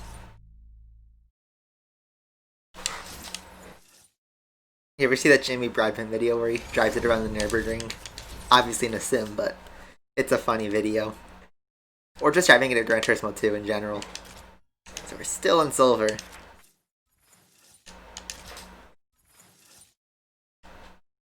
Yeah, I mean, you could go for it just to get the blueprints. I would still try to go for the blueprints because if they do re-release the event, you want to get as many blueprints as you can.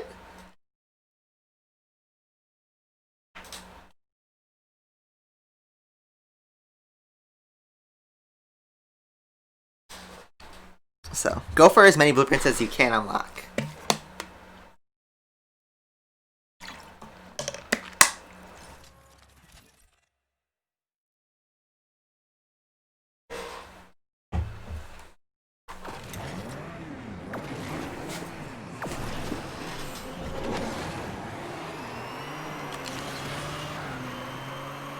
Using their acceleration advantage.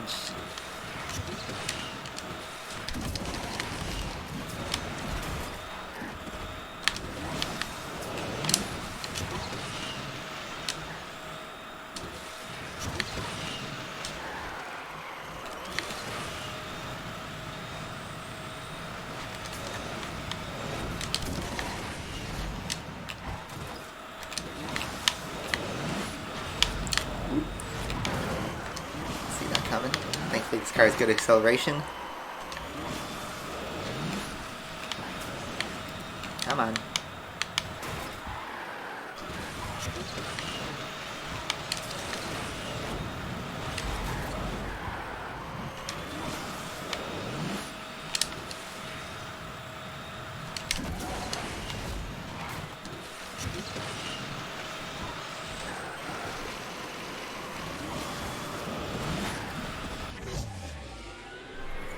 There will not be a Tuatara Grand Prix until like next year. So it's gonna be a long wait.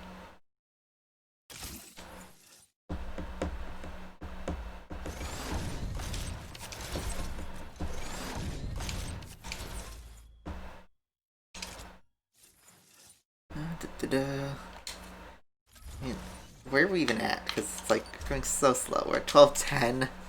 Okay, this is boring, guys, and we can come back to this next week. Let's go to Grand Prix, because that's more interesting, honestly. And you know what? While I'm at it, let's refill our Fury so that we can have some more races. Or, you know what? How many fuel do we have? 2? Let's fill it up. Now we can refill it with an ad. It's only 15 minutes. So Grand Prix, let's first, let's, I guess, try a wreck. So what do you need to do? Shockwaves? Oh my god, that is so funny. Wreck once or pay 1,000 credits. I think I'd rather just pay the 1,000 credits. That's so funny, though.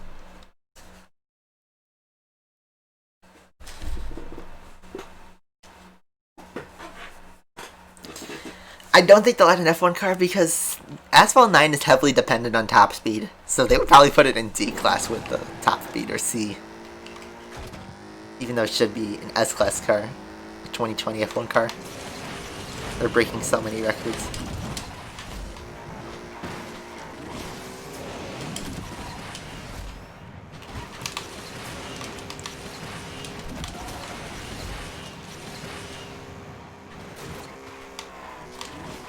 Doing our shockwaves. Need to get a 28 seconds, I believe, is the goal we should go for.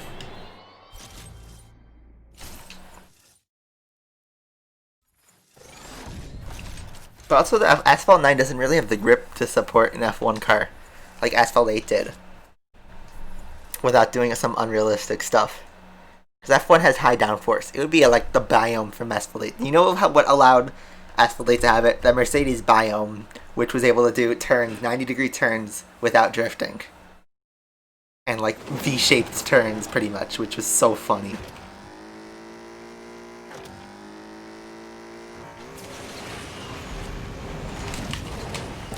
I'm trying to do a floaty drift so I can get the nitro.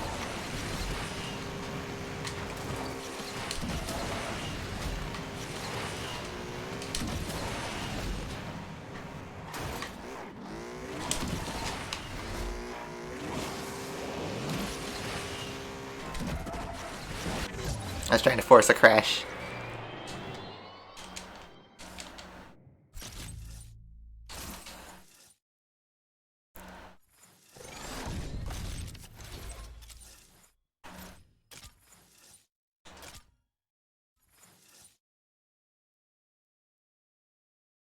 The Servolt, yeah. It had bad drift though, so it would not do well in my opinion.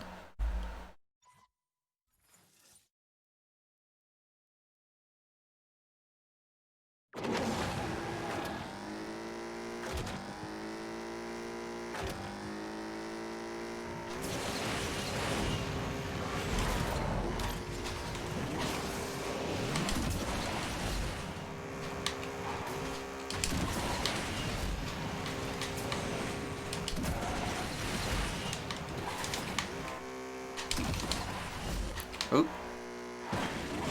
Wide there. We're on an otherwise good run. Am I gonna deep fake? I thought of that. Like, you ever see that? Okay, side topic, but you guys seen the drama with Yandere Dev?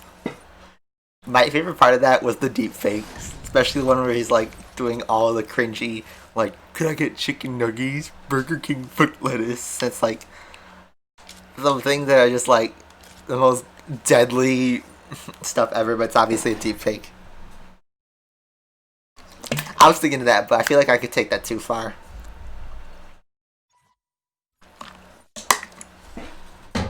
So I don't know. That's a very scary thing to look at.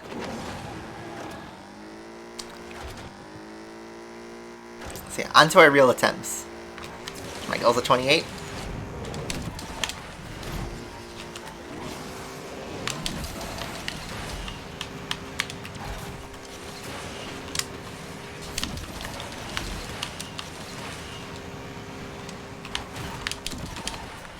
Ooh, that was a good snap, but we did it right.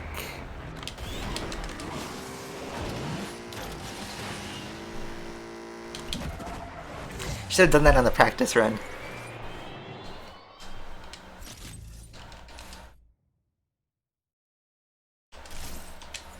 How about the big time rush deep fake? That was so funny. Alright. I'm not panicking at all because you get unlimited attempts. You're gonna use the deep fake to do a karaoke thing. It just looks so weird.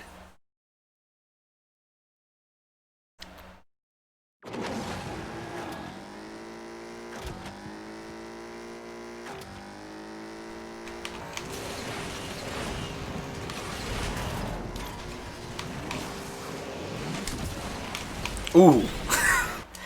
That's not good. You gotta be able to hit it in the first place. I came out wrong, but... in this game, I was around 30,000 tokens, and then I blew it all on like the Jesco, I think. Not all of it, but a lot of it.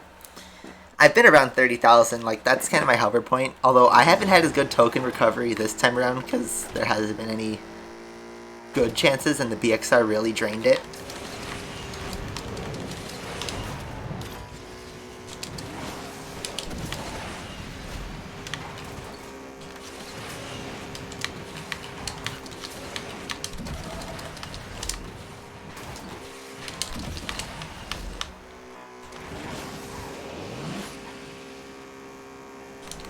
It's 29.5, not bad.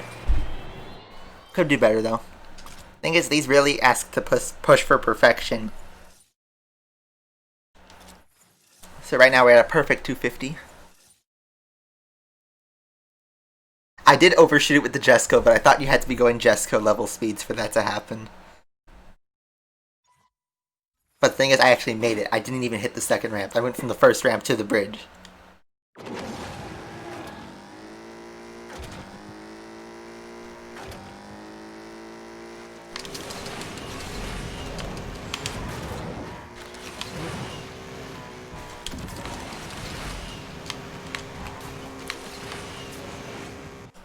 That's going straight into the wall.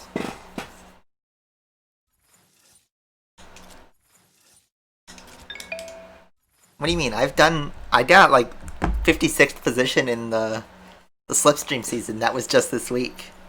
I just don't play rush rating. And you'll see me in the top 100 leaderboards all the time. So, I don't know what you're talking about.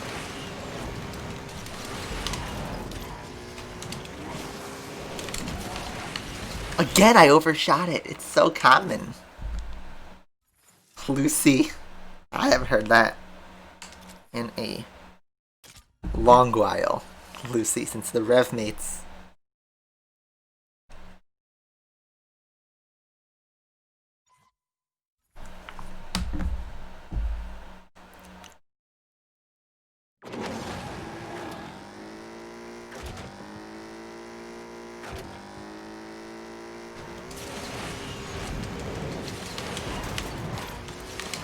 Oh, well, let's see.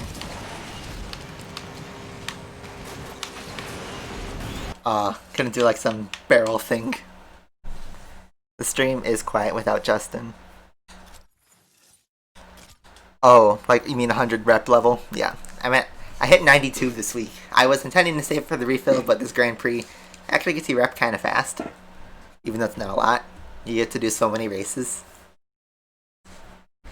So yeah, we're at 92. Level progression is pretty slow. We hit it like once every few weeks, 3-4 weeks-ish.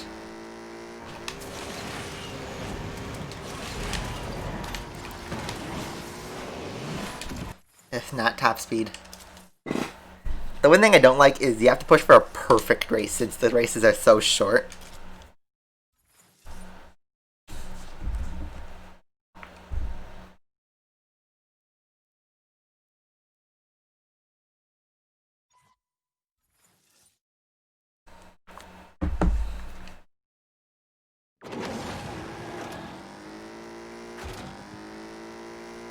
Let's see.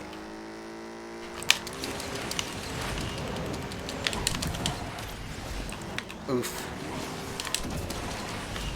Again, we overshot it and I thought we were going slower. Yeah, maybe there will be more people so that we can hit Elite League. I'm doing good. Where are my college crew at? I haven't seen them in a while. I saw Logan at the beginning of last week's stream before it started. But where are my gamers at?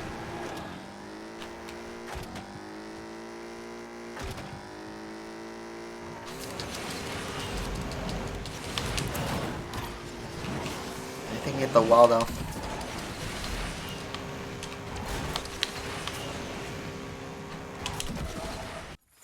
Not good enough. It really is a tight... It's the shortest race, I believe, of the bunch.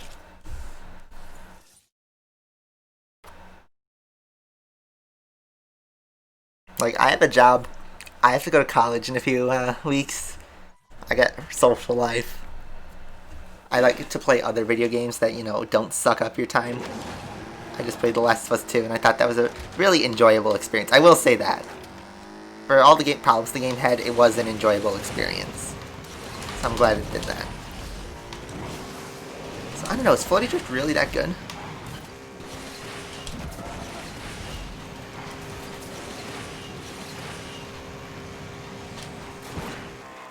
We could have actually done something, but I would have had to immediately spin.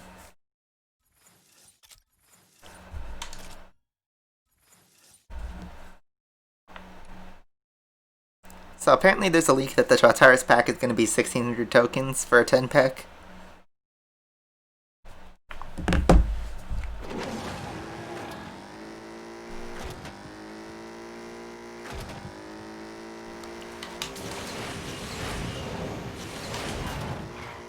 Oof.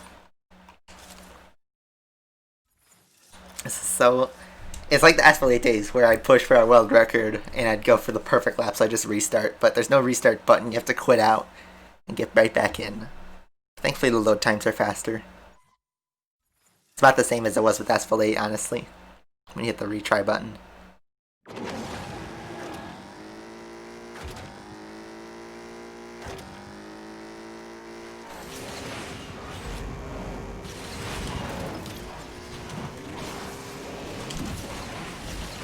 Ooh, going a bit high. Ooh, not good. I needed a more nitro or a spin.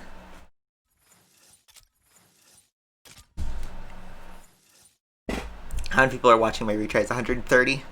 We had more when I was ranting about the Tuatara.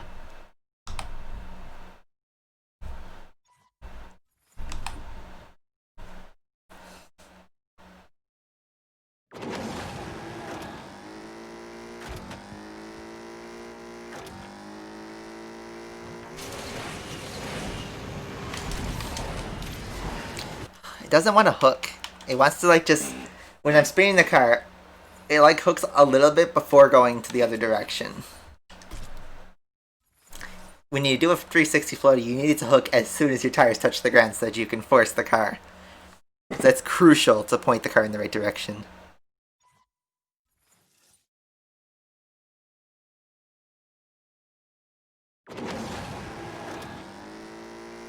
You want the SSC that has the drag, like the jet engine, pretty much. Oh no! See, like that. Not a good enough entry. You gotta feed your cat. Alright, thanks for tuning in.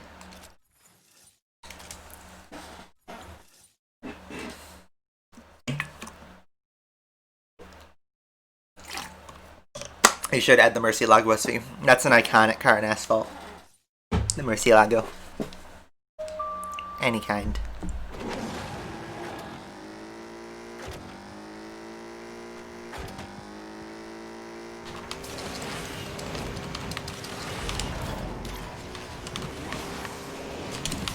An actually good start.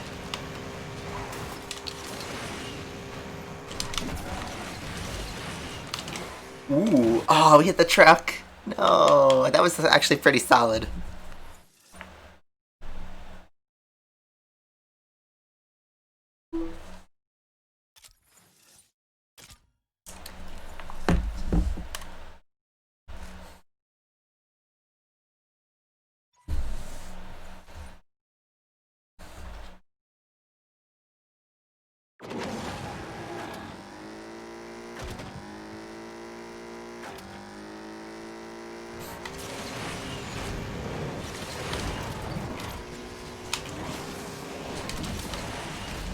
Ooh, too high.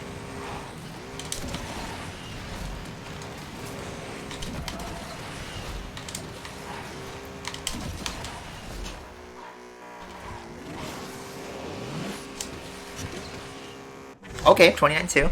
Not bad.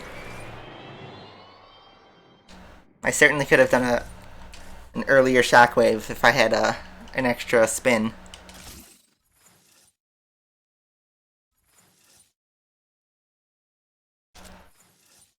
Let's see if we can go for an even lower time, though. Honda Civic is hidden if you don't have blueprints. They just don't want to give out.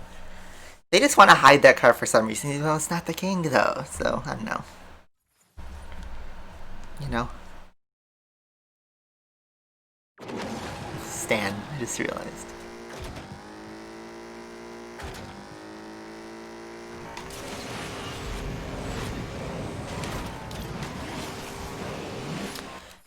That was the first time I hit 3 barrels and I messed it up.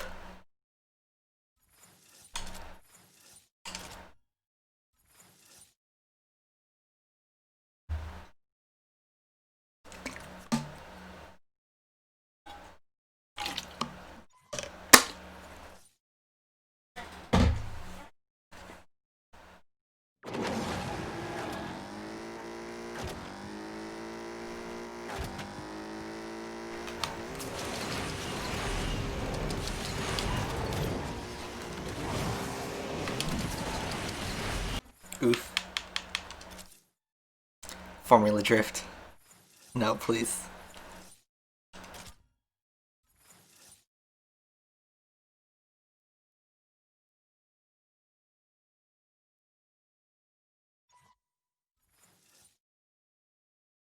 Factorial's here. How you doing?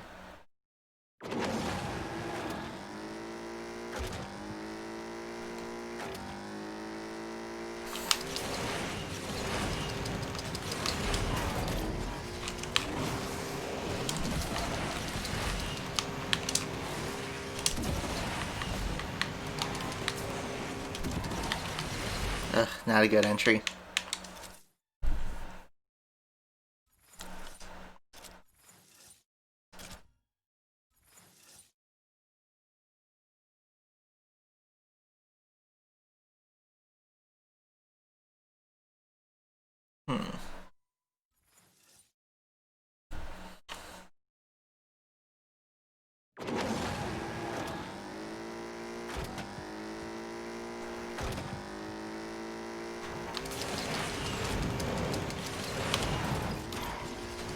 No, I messed up.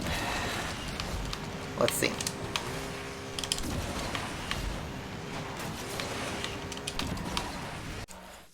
Enough nitro.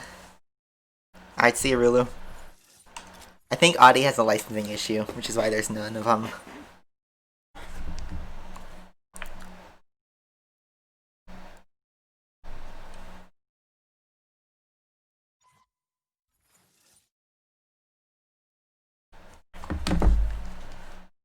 Am I buying the new Crash Bandicoot? I don't know.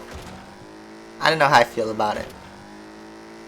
Personally, I'm not a fan of the new design. I liked the Insane Trilogy version better, actually.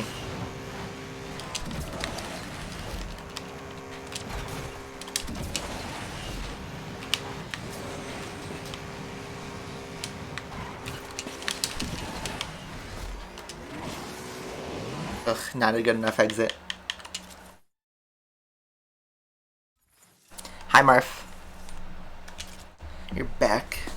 Marf, are you coming back to BU? Or are you doing your own thing?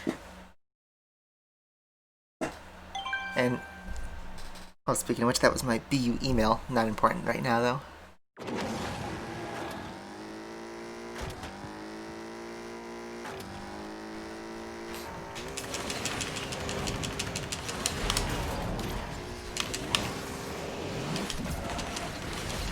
Ooh. Oh, no, I did a thing.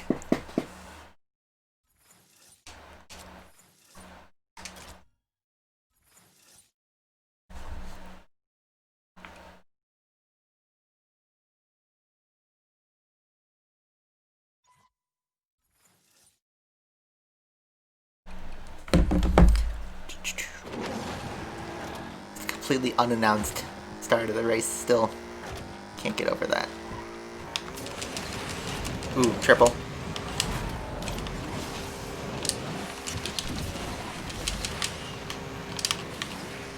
I didn't get a better landing this time though.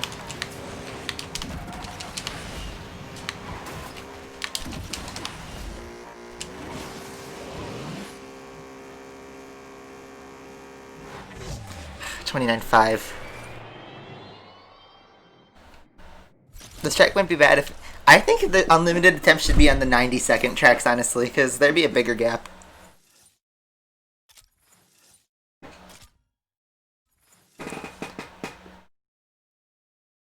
We're all caught up in the console wars, yeah. We have these... I don't even know what happens in our own stream discussions. It just kind of happens. We just talk about stuff that just happens. We're doing fine. I'm recovered from the events from a couple weeks ago, and you know, my job ends next week. It's kind of sad because I liked the company.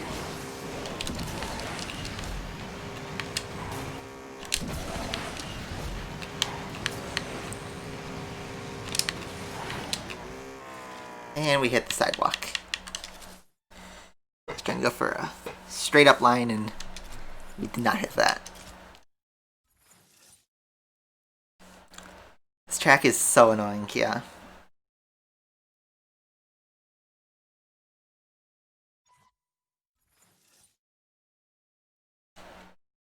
Two to 3 laps Grand Prix, or how about like actual Grand Prix distance? You know, like 60 laps. Like, welcome to the real world. What happened to my start? Why am I so far behind? I don't know. Mobile's the king. I hope he said that ironically. If you're gonna say Spinala, you gotta spell it right. It's 2 N's, 1 L, and a B emoji.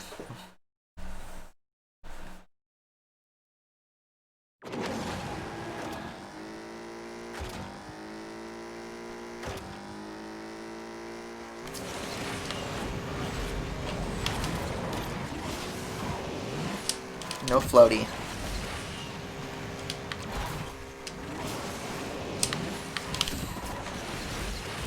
And we went on the inside of the wall. 24 hours of asphalt. That's an endurance race, though. Hey, you know how Real Racing 3 has the endurance races and it's like only... I mean, there's some people that could do it unlimited with some tracks. There you go. So excited Pentagon got it right.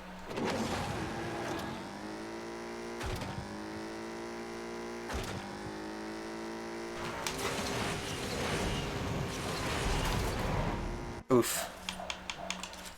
You want to do school online? You're not going until there's a vaccine? Yeah. It's a tricky situation. Here's my honest thoughts about going back to school. So, for those kind of out of the loop, but I guess most of you aren't from here, but my university is planning on going back in person with a bunch of hard guidelines. They're giving you the option to do the whole semester in an online format, which I've actually chosen not to do it. I've chosen to go back in person. In my opinion, the online experience is not as good as in person. So you're just disadvantaging yourself. And you lose potential financial aid. You don't get to see your friends. It's mentally draining. And I thought the mental health benefits might be better if you're safe. It's a risk, and we might end up going online for the whole semester anyway, depending on what happens in the next 3 weeks, but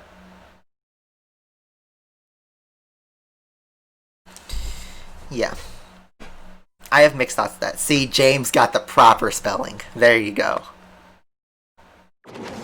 That's how you do it.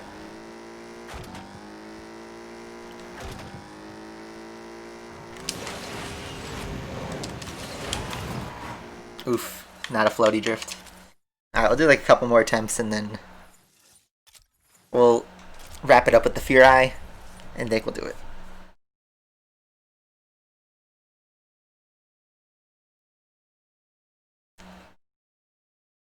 Yeah, I'm on summer break too, but I'm 3 weeks away from moving back into my dorm.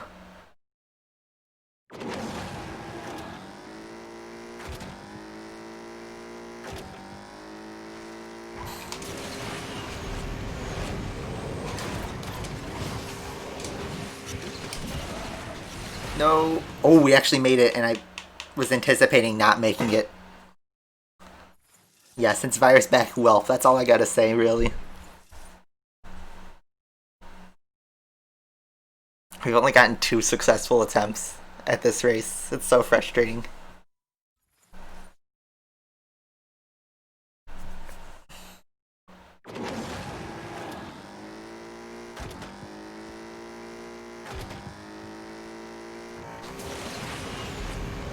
I thought that was gonna set up for 3.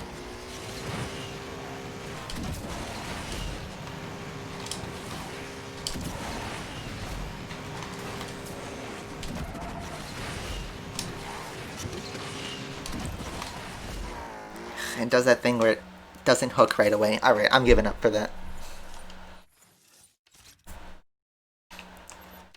You're staying in online, Marv? I get that. See, I'm on a math-based major. So I do actuarial science for those kind of out of the loop. But, so I need to be able to learn math properly. And I just learn better in person. When I can ask for help and work collaboratively with people and discuss together, not through an online format. People don't really participate in online stuff. I have an established friend group. I already had agreements with my roommate.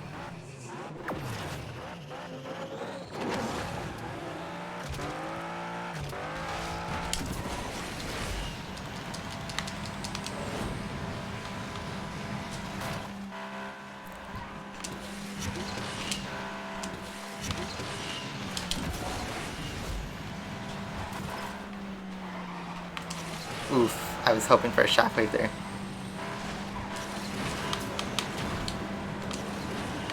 Oh, that was like perfect.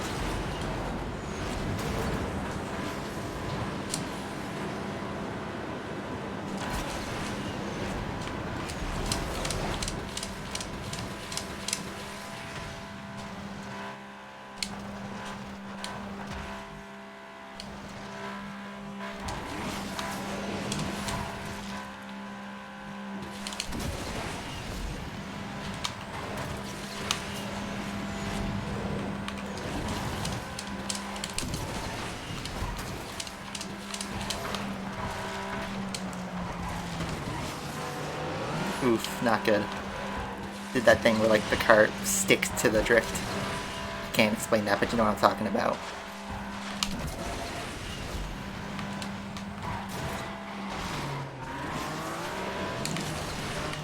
Oof, no, I lost all my speed.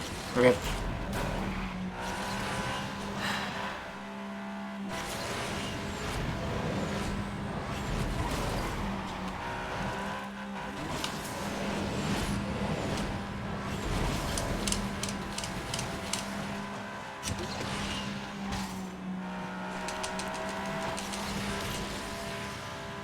That was 147.9.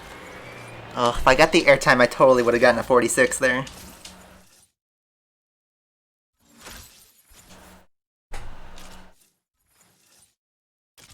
Oh, 20 seconds. That's skid, yeah. Yeah, Apex, you got that right. You got your phone right there. You have the internet access. You see my room. I have a TV with every, like, game console in existence to my left. That is so tempting. And I have my bed to my right, so I can just take a nap right there. I literally would live in my bedroom where I have my gaming systems and my bed and my guitar and my internet and my other games. So it's pretty difficult. I work in my basement office, so I'm forced to be away from that environment. But my brother, who's also going to be doing college work, so we may have to split that. But I'd rather just do in person. That's what we're both doing, so. So let's see. Let's try this.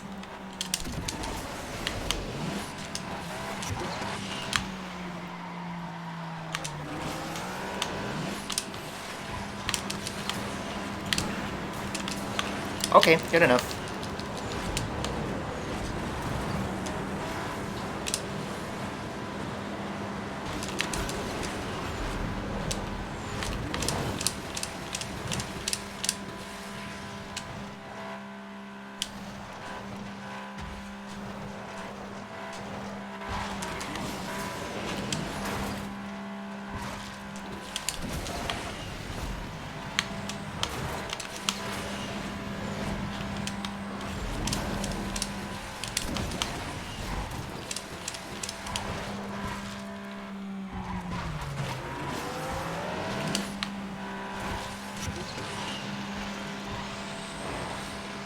Perfect.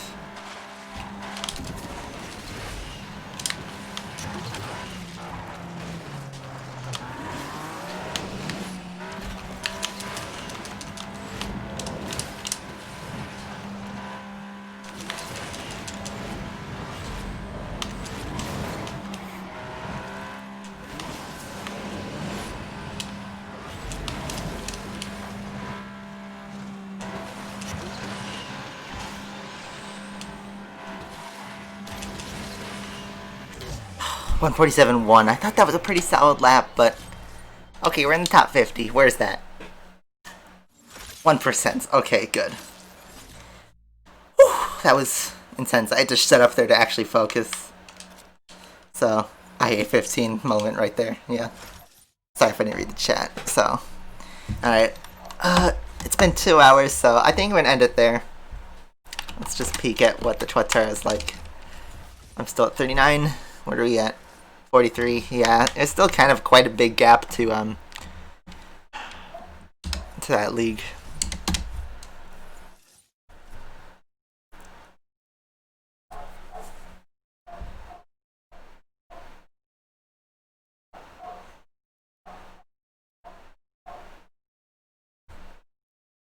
So yeah, I think I'm gonna end it right here. So hopefully you guys enjoyed that stream, all that unlimited Tuatara racing. I think we had enough. So with that being said, hopefully you guys enjoyed. Thank you guys for watching, and I will see you guys next week. Bye bye.